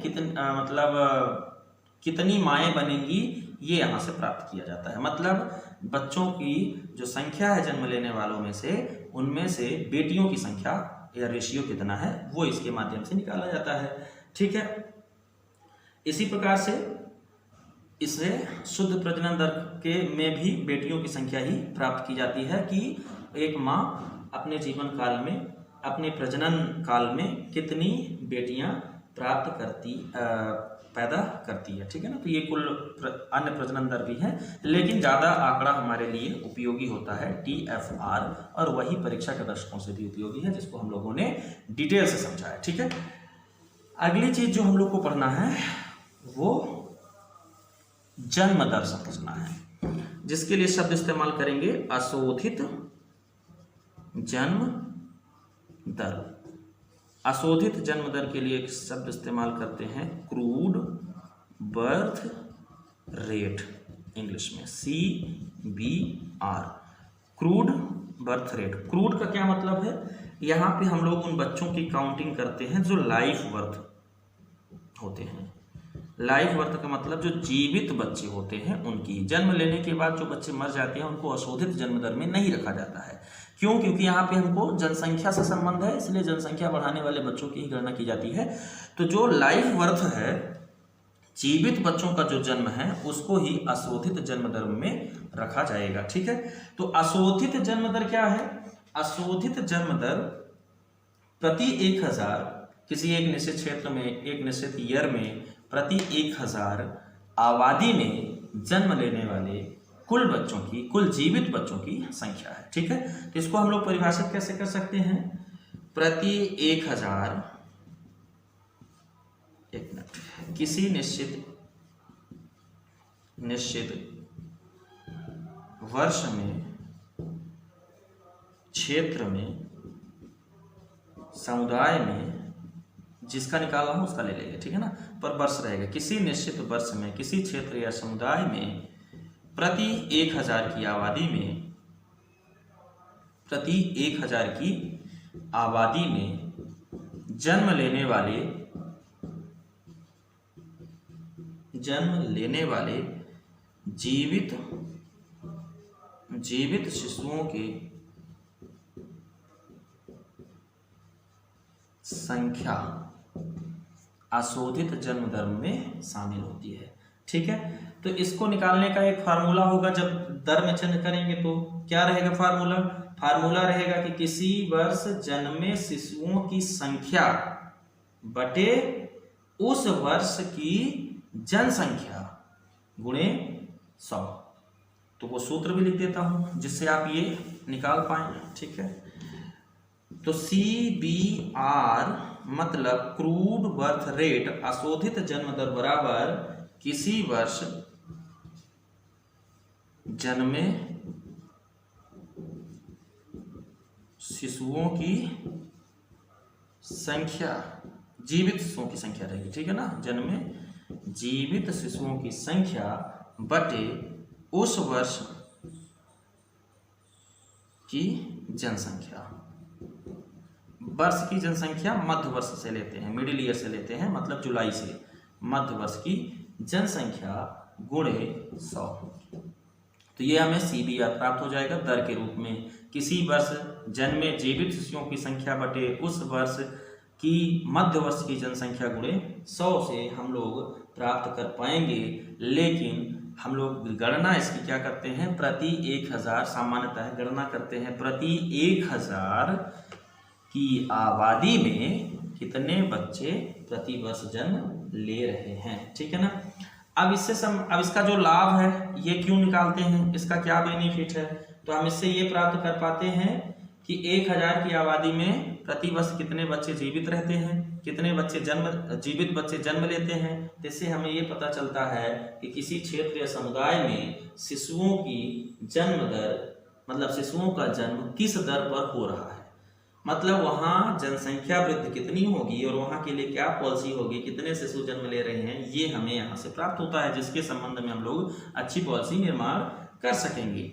अब हम लोग इसके जो आंकड़े हैं वो देख लेते हैं। CBR के जो भारत में आंकड़े हैं, crude birth rate, crude birth rate के जो आंकड़े हैं वो क्या हैं इंडिया में जो आंकड़े हैं वो 18.2%, प्रतिशत नहीं, प्रति हजार हैं। इसका मतलब भारत में जो अशोधित जन्म दर है वो 18.2 प्रति हजार है। 1000 की आबादी में 18 नए बच्चे जन्म लेते हैं, ठीक है। ये SRS सैंपल रजिस्टर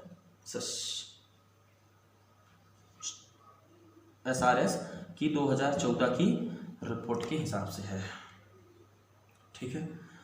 तो ये बात आप समझ गए हैं। यदि हम लोग मध्य प्रदेश का CBR देखें, MP का 2019 का CBR देखें तो ये है 27.9 प्रति 1000, मतलब मध्य प्रदेश में लगभग 27.9 प्रति हजार की आबादी पर है, ठीक है।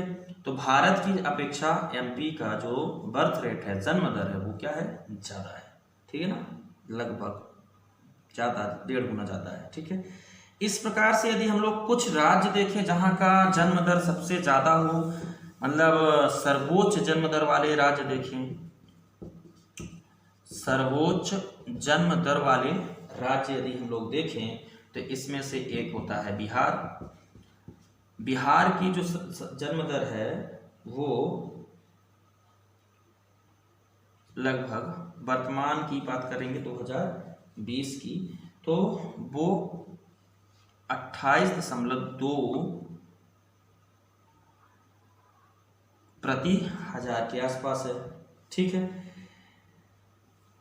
ये जो आंकड़ा मैंने आपको बताया था MP का 27.9, ये 2014 का आंकड़ा है। अभी का आंकड़ा जो है तो थोड़ा संशोधित है। यूपी का यदि देखेंगे तो 27.2 है, 27.2 प्रति 1000 है। बिहार का 27.6 है। ये आंकड़ा थोड़ा संशोधित करिएगा। बिहार का 27.6 प्रति 1000 है। यूपी का जो है 27.2 है। MP का जो वर्तमान का आंकड़ा है वो 26.3 है, 26.3 प्रति 1000 है, ठीक है। इसी प्रकार राजस्थान जो है चौथे स्थान पर है, 25.6 प्रति 1000 है।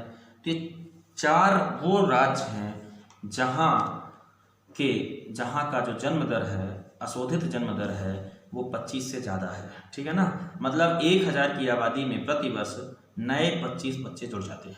ये इन राज्यों में है 25 से ज़्यादा बच्चे। मध्य प्रदेश में कितने, तो मध्य प्रदेश में 26.3 बर्थ रेट है।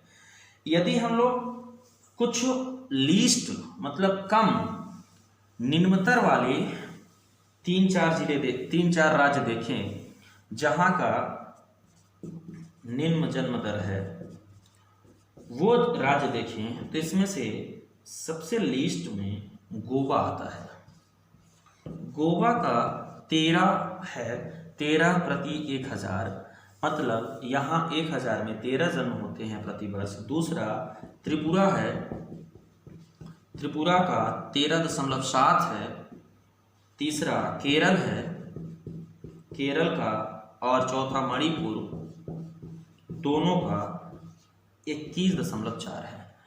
तो गोवा, त्रिपुरा, केरल और मणिपुर ये 4 ऐसे राज्य हैं जहाँ की CBR मतलब क्रूड बर्थ रेट निम्न मतलब जो अशोधित जन्म दर है वो कम है।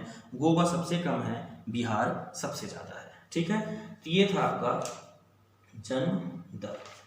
ठीक है, तो हम लोगों ने जन्म दर समझ लिया, उससे संबंधित आंकड़े समझ लिए, प्रजनन दर समझ लिया।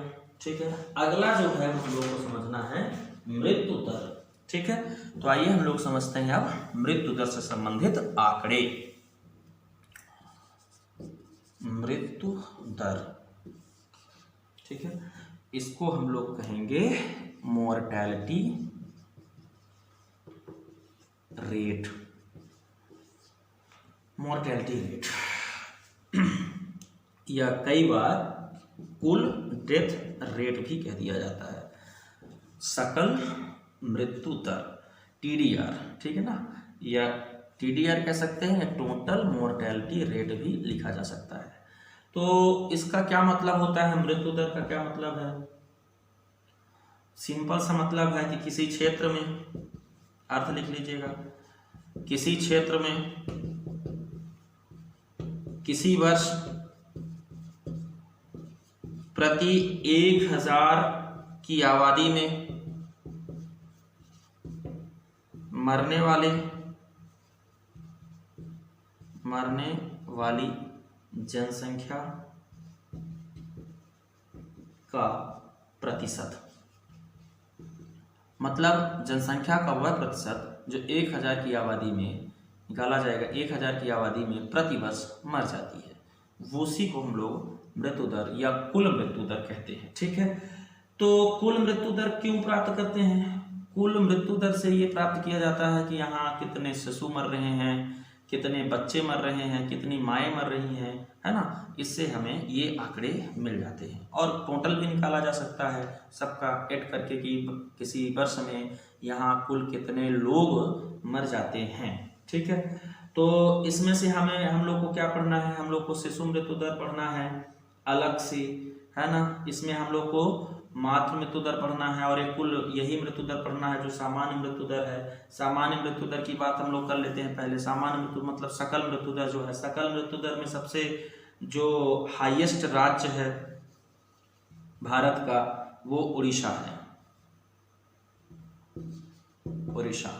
उड़ीसा जो है तो 8.4% यहाँ की क्या है, सकल मृत्यु दर है। ठीक है, इसी के साथ यदि हम लोग देखें मध्य प्रदेश की सकल मृत्यु दर है, इसका मतलब यहाँ 8% है, मतलब टोटल जनसंख्या का एक वर्ष में लगभग 8% सकल मृत्यु दर होने का मतलब है कम होती है, जनसंख्या कम हो जाती है। CG का कितना है, 7.9 है। ठीक है, और इससे जो लिस्ट वाले 3 राज्य हैं उसमें से नागालैंड है, यहाँ के जो सकल मृत्यु दर है वो कितना है, 3 है। मणिपुर जो है वो 4 है, और मिजोरम जो है वो 4.2 है। ठीक है, तो यहाँ की सकल मृत्यु दर है। ठीक, अब यदि हम लोग इसी मृत्यु दर के अंतर्गत हम लोग को शिशु मृत्यु दर पढ़ना था, मातृ मृत्यु दर पढ़ना है। ठीक है, तो वो भी पढ़ लेते हैं। तो शिशु मृत्यु दर की बात कर ले। शिशु मृत्यु दर का मतलब समझ लेते हैं पहले क्या है। मृत्यु दर के अंदर शिशु मृत्यु दर,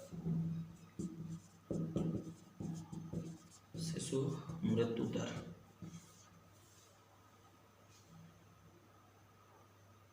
ठीक, मान लेते हैं प्रति 1000। इसकी अर्थ यदि हम लोग को लिखना हो तो क्या लिखेंगे, प्रति 1000 जीवित जन में शिशुओं प्रति 1000 जीवित जन्मे शिशुओं में से प्रतिवर्ष 1 वर्ष या इससे कम उम्र के मरने वाले शिशुओं की कम उम्र के शिशुओं की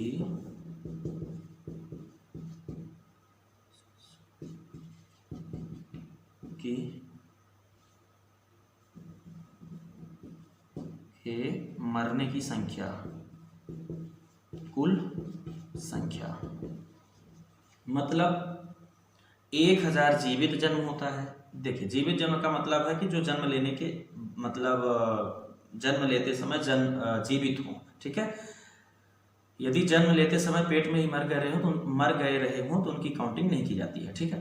तो 1000 जीवित जन्मे शिशुओं में से 1000 जन्म हुआ, उसमें से 1 वर्ष की कम आयु वाले जितने शिशु मर जाते हैं प्रतिवर्ष, उन्हीं की कुल संख्या को शिशु मृत्यु दर में काउंट किया जाता है, ठीक है।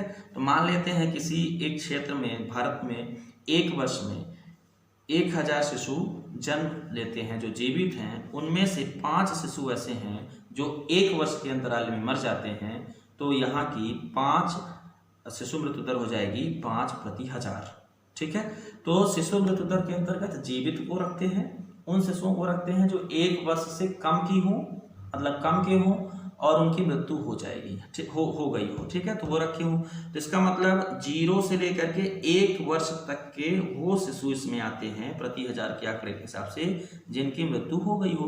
तो अर्थात शिशु मृत्यु दर में जन्म लेने के 1 वर्ष के अंतराल में मरने वाले बच्चों की संख्या को काउंट किया जाता है, ठीक है। इसको निकालने का सूत्र क्या है? इसको निकालने का सूत्र यही है कि कुल जीवित जन्म लेने वाले कुल मरने वाले, जीवित जन्म से मरने वाले बच्चे बटे कुल जन्म लेने वाले बच्चे, जीवित जन्म लेने वाले बच्चे, ठीक है। यदि हम लोग शिशु मृत्यु दर देखें, शिशु मृत्यु दर भारत का देखें, इंडिया का, तो इंडिया का 2017 के आंकड़ों के SRS आंकड़े 2017 के आंकड़ों के हिसाब से 30 प्रति 1000 है, ठीक। इसका मतलब यहाँ प्रति 1000 जीवित जन्म लेने वाले बच्चों में से 30 की मृत्यु हो जाती है 2017 के आंकड़ों के साथ, ठीक है। यदि हम लोग, ये आंकड़ा बहुत कम है, लगभग 50% कम हुआ है 1995 से लेकर के अब तक, ठीक है, तो ये ध्यान रखेंगे। दूसरा क्या है? दूसरा, यदि यही आंकड़ा ग्लोबल परिप्रेक्ष्य में देखा जाए, वैश्विक परिप्रेक्ष्य में, तो WHO की रिपोर्ट के अनुसार ग्लोबल परिप्रेक्ष्य में 2018-19 की बात की जाए तो ये संख्या 29 प्रति 1000 है। मतलब प्रति 1000 जीवित जन्म लेने वाले बच्चों में से विश्व में 29 0 से 1 साल तक के अंदर वाले बच्चे मर जाते हैं, ठीक है। इंडिया के अंतर्गत, मतलब यदि कंट्री में देखें बाहर, तो हाईएस्ट जो शिशु मृत्यु दर है वो अफगानिस्तान का है। अफगानिस्तान में यह संख्या 110.6 प्रति 1000 है। इसका मतलब अफगानिस्तान में 1000 में से 110 बच्चे मर जाते हैं जो जन्म लेते हैं, ठीक है। इस प्रकार से सोमालिया का 94 है दूसरे नंबर पर, सोमालिया दूसरे नंबर पर है वैश्विक संदर्भ में। भारत के अंदर यदि देखें, भारत के अंदर हाईएस्ट मध्य प्रदेश है। यदि राज्य देखें जो हाईएस्ट हो, है ना, तो हाईएस्ट वाले राज्य में मध्य प्रदेश पहले स्थान पर है। MP का जो शिशु मृत्यु दर है वो सबसे ज़्यादा 47, 2016 की रिपोर्ट के अनुसार SRS 47 प्रति 1000 है, ठीक है। दूसरा जो राज्य है वो असम है। असम का जो है तो वो 44 है, और उड़ीसा का तीसरे नंबर, मतलब इसी के साथ है 44 नंबर पर ही, और चौथा जो है यूपी का 43 है। ठीक है, इस प्रकार से देखा जाए तो एमपी शिशु मृत्यु दर के मामले में 1 नंबर पर है। यदि सबसे लीस्ट देखें, कम वालों की संख्या देखें, तो कम वालों में गोवा है। गोवा में सिर्फ ये संख्या 8 है प्रति 1000। ठीक है, केरला का देखें तो केरला दूसरे नंबर पे, सबसे कम दूसरे नंबर पे है, 10 यहाँ है प्रति 1000। ठीक है, मणिपुर का 11 है। इस प्रकार से यह आंकड़े स्पष्ट करते हैं कि किन राज्यों में शिशु मृत्यु दर ज़्यादा है। अर्थात मध्य प्रदेश के संदर्भ में हम लोग चर्चा करें तो 47 बच्चे 1000 बच्चों में प्रति वर्ष यहाँ जो 0 से 1 वर्ष वाले हैं जो जन्म लेते हैं और मर जाते हैं। ठीक है ना, जन्म के समय जीवित रहते हैं लेकिन 1 साल तक वो सर्वाइव नहीं कर पाते हैं। ठीक है, ये बात। एक आंकड़ा और होता है इसी के साथ, नवजात शिशु की मृत्यु, जीवित हुए 1 साल तक नहीं चले, मतलब जैसे जन्म लिए जन्म के समय जीवित थे, अर्थात इसमें जो फर्स्ट 28 दिन का जो आंकड़ा होता है उसको नवजात शिशु मृत्यु दर कहते हैं। नवजात शिशु दर में 0 डे से लेकर 28 डे तक के सर्वाइवल को काउंट किया जाता है। यदि इस मामले में हम लोग देखें, ये रिपोर्ट आपको यूनिसेफ की रिपोर्ट है, यूनिसेफ के आंकड़ों के हिसाब से बता रहा हूँ। नवजात शिशु मृत्यु दर मतलब जन्म लेने के 28 दिन के अंदर जिन बच्चों की मृत्यु हो जाती है 1000 की प्रति आबादी में, यदि इस हिसाब से देखें, इसके लिए शब्द जो इस्तेमाल किया जाता है नियोनैटल मोर्टेलिटी रेट, ये इंग्लिश शब्द इस्तेमाल किया जाता है, NMR।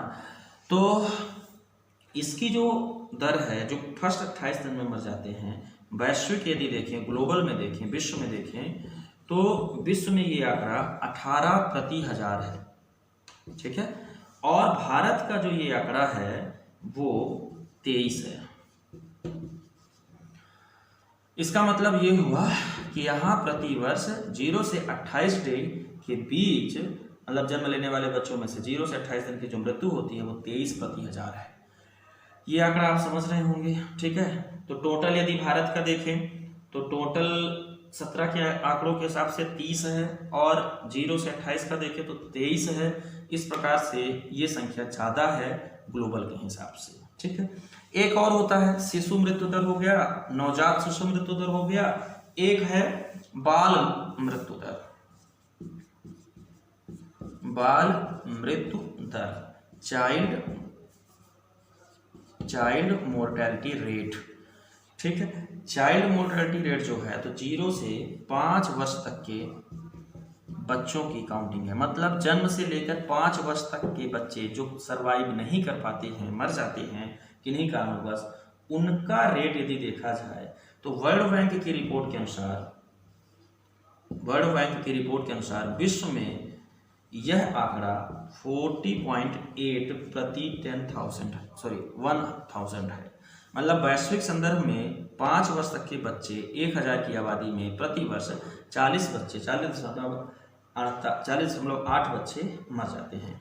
ये संख्या जो हाईएस्ट इन कंट्रीज है, मतलब सबसे ज़्यादा देशों में से ये जो हाईएस्ट है वो है आपका African central Republic of Africa. ठीक है ना, मतलब मध्य अफ्रीकी गणराज्य का ये सबसे ज़्यादा है। ठीक है ना, जिसमें से आप मतलब इनका जो आंकड़ा है वो 100 पार है, मतलब वहाँ 1000 की आबादी में लगभग 100 से ज़्यादा बच्चे मर जाते हैं। ठीक है, तो कुल मिलाकर के देखा जाए इंडिया का जो ये है तो लगभग 28-30 के पास है।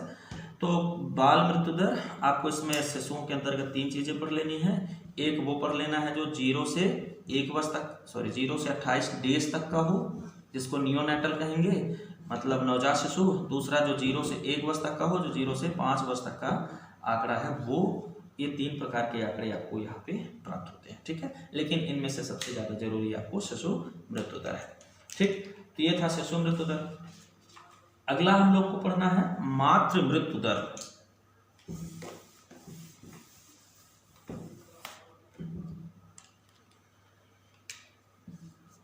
मातृ मृत्यु दर, ठीक है ना, मैटरनल मोर्टेलिटी रेट। ये क्या होता है? ये होता है माँ जो बन सकती हैं, वो महिलाएं गर्भस्थ या प्रसूता महिलाएं होती हैं, वो जन्म के तुरंत बाद माँओं की जो मृत्यु हो जाती है उसको इसमें रखा जाता है। तो उसको ऐसे परिभाषित किया जाता है, प्रति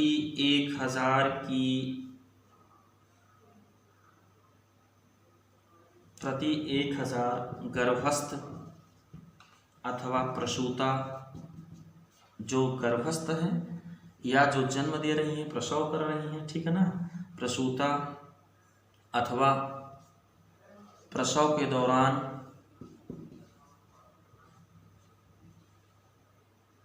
अथवा तुरंत बाद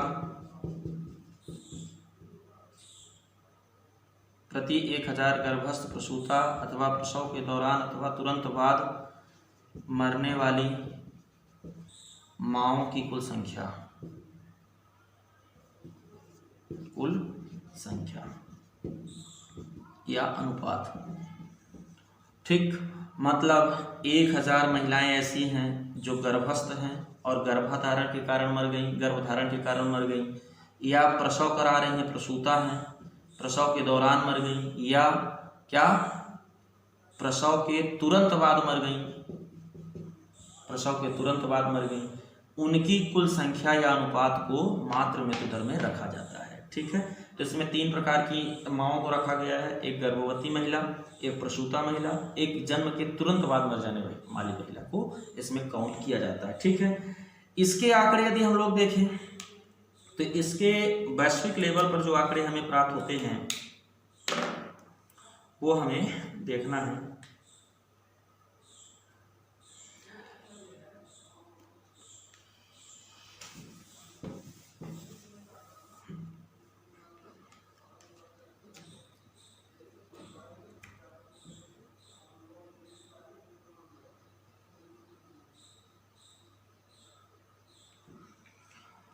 ग्लोबली यदि देखा जाए MMR का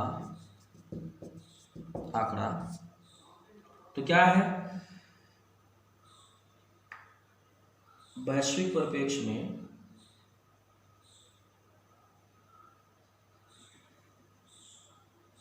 - 2017 का UN की एक रिपोर्ट के अनुसार ये संख्या 2.1 पॉइंट प्रति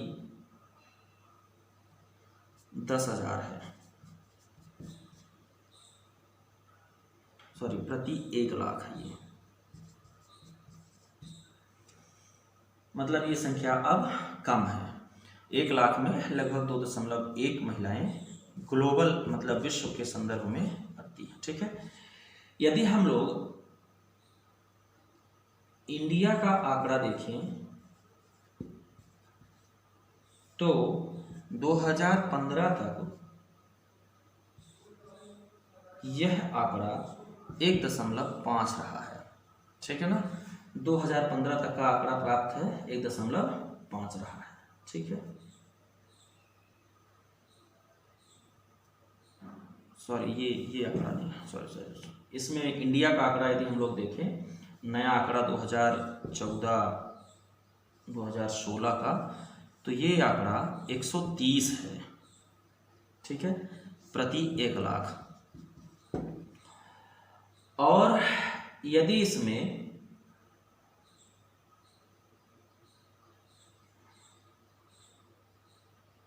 सबसे हाईएस्ट देखें,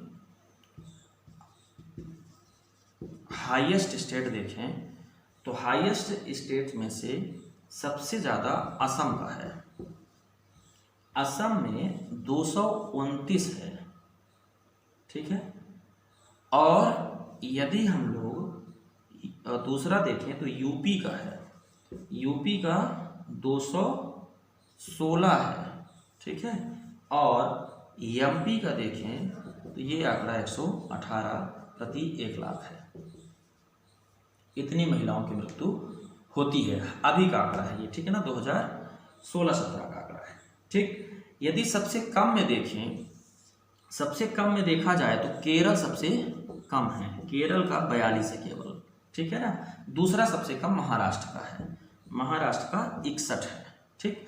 तो तमाम योजनाओं के बाद, है ना, तमाम योजनाएं, जननी सुरक्षा नारायण के बाद ये आंकड़े लगभग कम है, इनको आप देख सकते हैं, ठीक। अगला जो हम लोग का टॉपिक है पढ़ने का इसमें, वो है जीवन प्रत्याशा और जनसंख्या वृद्धि। दो टॉपिक इसमें और हैं, उसको हम लोग कवर करते हैं, जीवन प्रत्याशा और जनसंख्या वृद्धि। तो अगला हम लोग देख लेते हैं जनसंख्या वृद्धि के बारे में। जनसंख्या वृद्धि, ठीक। जनसंख्या वृद्धि की पहले हम लोग परिभाषा देख लेते हैं। Population growth rate, PGR, population growth rate. जनसंख्या वृद्धि का अर्थ होता है किसी एक निश्चित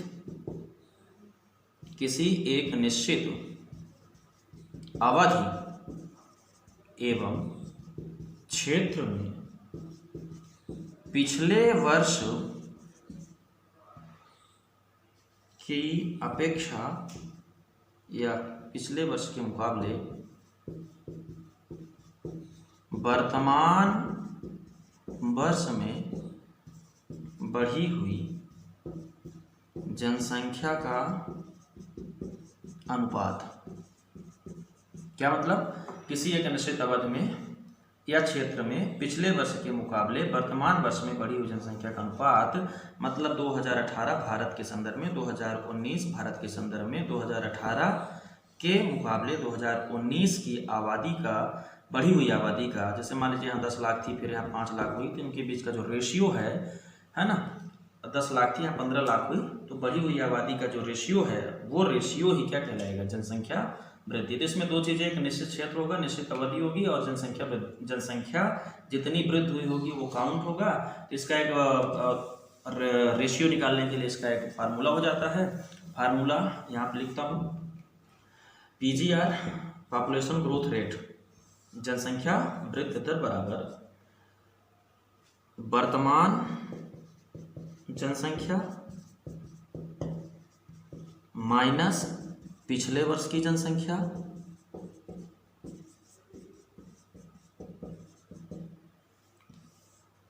बटे पिछले वर्ष की जनसंख्या,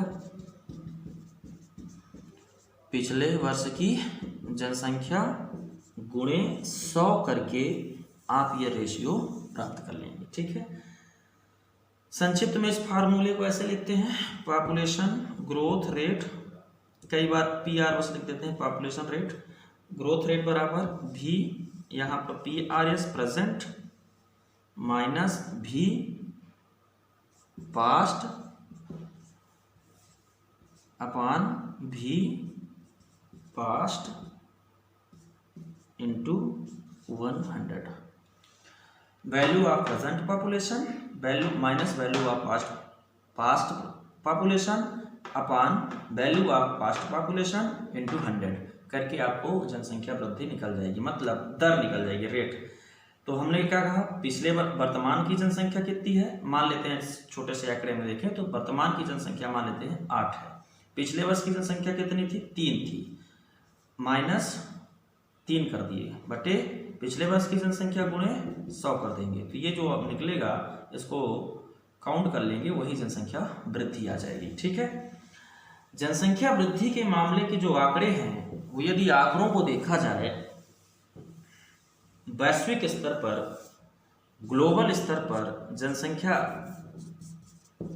विश्व स्तर पर जनसंख्या 1.1% प्रति वर्ष के हिसाब से बढ़ रही है, ठीक है ना। वहां मतलब ग्लोबल स्तर पर 1.1% है, ठीक। दूसरा जो है हाईएस्ट देखा जाए, सबसे ज्यादा जनसंख्या वृद्धि किन देश की है, तो नाइजीरिया की जनसंख्या वृद्धि सबसे ज्यादा है। नाइजीरिया की जनसंख्या वृद्धि 62% है, ठीक है। मतलब पिछले वर्ष की जनसंख्या के मुकाबले इस वर्ष की जनसंख्या लगभग 62% बढ़ गई है, 1.5 गुना से ज़्यादा बढ़ गई है, ठीक है, नाइजीरिया की। इस हिसाब से हमारा जो पड़ोसी मुल्क पाकिस्तान है, तो पाकिस्तान की जनसंख्या वृद्धि 55% है और भारत की जनसंख्या वृद्धि जो है वो इंडिया की वो 42% है। ठीक है, 42%। पिछले वर्ष की जनसंख्या से हम लोग लगभग आधी जनसंख्या आगे बढ़ जाते हैं। ठीक है, 42%। आगे बात क्या है, पर भारत में जनसंख्या वृद्धि ज़्यादातर दशकीय प्रतिवर्ष के हिसाब से निकाली जाती है, तो ये प्रतिवर्ष के हिसाब से है।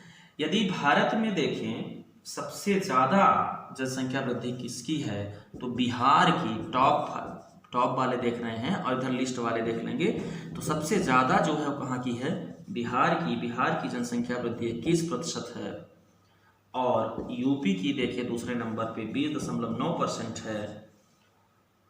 ठीक है, तो बिहार की यूपी की सबसे ज़्यादा है। ठीक, इसी के बीच मध्य प्रदेश का भी है। मध्य प्रदेश का जनसंख्या वृद्धि काउंट करिएगा, हमें आंकड़ा भूल गया देखने को, देखिएगा मध्य प्रदेश का। इसके अलावा यदि हम लोग सबसे कम वाला देखें, सबसे कम वाला एमपी का 18.4 है, 18.4% है एमपी का। ठीक है, यदि सबसे कम वाले राज्य देखें तो सबसे कम वाले में गोवा सबसे कम आता है। गोवा की मात्र 6.4% जनसंख्या वृद्धि है और केरल इसमें दूसरे नंबर पे है, 7.8% जनसंख्या वृद्धि है। तमिलनाडु इसमें तीसरे नंबर पर है, 8.3% जनसंख्या वृद्धि है। ठीक है, तो भारत में जनसंख्या वृद्धि के आंकड़े यदि देखा जाए तो सबसे टॉप पर बिहार है और सबसे कम पे गोवा है। ठीक है, जनसंख्या वृद्धि से रिलेटेड माल्थस का एक सिद्धांत है, माल्थस का जनसंख्या वृद्धि सिद्धांत है, जिसमें माल्थस ये कहते हैं कि जनसंख्या का जो वृद्धि होती है वो 1, 2, 4, 8, 16 इस प्रकार से होती है, मतलब गुणित वृद्धि होती है। ठीक है ना, ये माल्थस का जनसंख्या सिद्धांत हम लोग अगले खंड में देखेंगे। ठीक है, ये है। इसी जनसंख्या वृद्धि के आधार पर, भारत की इसी जनसंख्या वृद्धि के आधार पर ये आंकड़ा लगाया जा रहा है कि 2025 तक भारत की आबादी चीन से ज़्यादा चली जाएगी। अभी भारत की आबादी 1.3 है और अभी करोड़ है। अभी इसके बाद जो है तो चीन से आगे निकल करके हम 1.4 करोड़ तक पहुंच जाएं, लाख करोड़ तक पहुंच जाएंगे। ठीक है, तो कुल मिला कर देखा जाए तो चीन से आगे निकलने की संभावना है। ये रिपोर्ट हम लोग अगले एक खंड में डिटेल से देखेंगे। ठीक है, तो ये था जनसंख्या वृद्धि। एक टॉपिक है आपका बचता है जीवन प्रत्याशा, उसको भी यहीं पे हम लोग समझते हैं। जीवन प्रत्याशा, ठीक है, लाइफ एक्सपेक्टेंसी। ठीक है, जीवन प्रत्याशा की परिभाषा ऐसे दी जा सकती है कि जीवन प्रत्याशा एक दी हुई आयु के बाद जीवन में शेष बचे वर्षों की औसत संख्या। कहने का मतलब किसी व्यक्ति के औसत जीवन काल का जो अनुमान होता है, किसी व्यक्ति के औसत जीवन काल का जो अनुमान होता है उसे हम लोग जीवन प्रत्याशा कहते हैं। ठीक है, जैसे मान लेते हैं कि व्यक्ति अभी 25 साल का है, तो आगे वो कितने वर्ष तक जी सकता है, ये उसका जीवन प्रत्याशा होगी। ठीक है ना, तो जीवन प्रत्याशा से यह निकाला जाता है कि किसी क्षेत्र के, किसी देश की लोगों की सामान्य जीवन वर्ष कितने होते हैं, मतलब कितने वर्ष तक वो सामान्यतः जीते हैं। जीवन प्रत्याशा की दरों को यदि देखा जाए तो विश्व की जीवन प्रत्याशा ग्लोबल विश्व की जीवन प्रत्याशा 78.6 है, मतलब वर्ष है। यहाँ लगभग 78 वर्ष जीते हैं लोग। ठीक है, भारत की जीवन प्रत्याशा वर्तमान की देखा जाए तो 69.6 है। ठीक है, 69.6 है, अर्थात यहाँ प्रतिशत नहीं, वर्ष है। यहाँ औसतन इतने वर्ष लोग 69.6 वर्ष लोग जीते हैं। ठीक है, तो ये जीवन प्रत्याशा है। इसके भी बहुत सारे आयाम हैं, इसको हम लोग अगले खंड में देखेंगे, जनसंख्या के खंड में। एक टॉपिक आपका है आज का, जितना हम लोगों ने टॉपिक लिया था लगभग वो पूरा हो चुका है। कुछ चीज़ें हैं पढ़ने के लिए अभी इस जनसंख्या में। हालांकि जन्म मृत्यु समांक का जो टॉपिक है वो अपने आप में पूरा है, लेकिन एक जनसंख्या का टॉपिक हम लोग मिला लें ज्योग्राफी के साथ, इकोनॉमी के साथ, तो इसमें कुछ चीज़ें बचती हैं जनसंख्या से जुड़ा हुआ, जनसंख्या से जुड़े हुए मुद्दे, जनसंख्या के जो नेचर हैं उसमें से एक चीज़ बचता है हम लोग को पढ़ने के लिए, जो हम लोग अगले खंड में पढ़ेंगे कभी, अभी नहीं। इसमें जननांकिकी लाभांश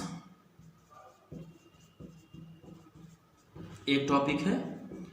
एक टॉपिक इसके पहले हम लोग को पढ़ना चाहिए जनसंख्या पिरामिड, और इसी से जुड़ा हुआ जनसंख्या से संबंधित माल्थस का जनसंख्या सिद्धांत।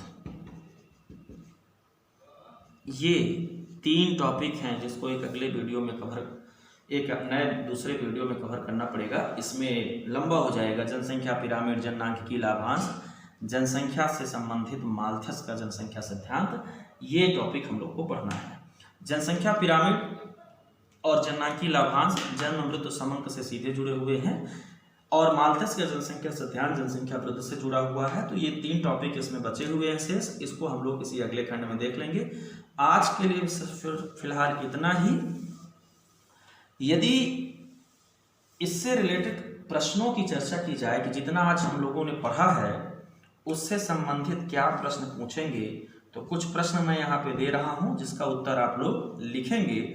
वो प्रश्न है, पहला तो आपसे यही पूछा जा सकता है कि जन्म मृत्यु समांक से आप क्या समझते हैं। एक प्रश्न। दूसरा प्रश्न आपसे पूछ सकता है कि जन्म मृत्यु समांक से आप क्या समझते हैं, इसकी उपयोगिता बताइए। चलिए इसी के साथ मैं ये प्रश्न जोड़ देता हूँ, उपयोगिता बताइए, महत्व बताइए। दूसरा आपसे विभिन्न दरें पूछ सकता है कि भारत में जन्म मृत्यु समांक की विभिन्न दरों की चर्चा कीजिए। मृत्यु दर, जन्म दर, ये सारी चीजें चर्चा कीजिए। तीसरा आपसे प्रश्न पूछ सकता है कि भारत का जननांकिकी लाभांश के बारे में, जो हम लोग अगले खंड में देखेंगे, लेकिन ये इस खंड से जुड़ा होगा, क्योंकि बिना ये खंड पढ़े हम लोग को जननांकिकी लाभांश नहीं समझ में आएगा। जनसंख्या माल्थस सिद्धांत पूछेगा तो भी हमें ये आंकड़े देने होंगे। ठीक है, फिर आपसे मृत्यु दर, जन्म दर, मध्य प्रदेश की जन्म मृत्यु समांक के संबंधित जो आंकड़े हैं वो प्रस्तुत कीजिए। इस टाइप के कई प्रश्न हो सकते हैं। जीवन प्रत्याशा पे कमेंट हो सकता है ना, जन्म दर पर कमेंट हो सकता है, मृत्यु दर पे कमेंट हो सकता है, प्रवास क्या होता है, प्रवास की दर बताइए, ये प्रश्न हो सकते हैं। इस प्रकार के कई मेंस में प्रश्न आ सकते हैं, और आंकड़े जो हैं वो आपको प्रीलिम्स के लिए काम आएंगे। आज का लेक्चर हम लोग यहीं पे समाप्त करते हैं। अगले लेक्चर में जनसंख्या का माल्थस सिद्धांत, पॉपुलेशन का जो पिरामिड होता है वो, और जनसंख्या से संबंधित जो अन्य मुद्दे होंगे, जननांकिकी लाभांश, इन 3 मुद्दों की मुख्य रूप से हम लोग चर्चा करेंगे। ये वीडियो थोड़ा बड़ा होगा, लेकिन आप लोग इसको अंत तक देखेंगे, और देखने के बाद इन प्रश्नों को सॉल्व करने की कोशिश करेंगे और व्यवस्थित नोट्स बनाएंगे। यदि आपके काम का है ये वीडियो, आपको पसंद आया है तो आप अपने दोस्तों तक भी पहुंचाइए, और अधिक से अधिक इसको शेयर कीजिए, और हमारे चैनल को सब्सक्राइब कीजिए, ताकि आपको हमारे सारे वीडियो प्राप्त हों, है ना। ठीक है, शेष धन्यवाद।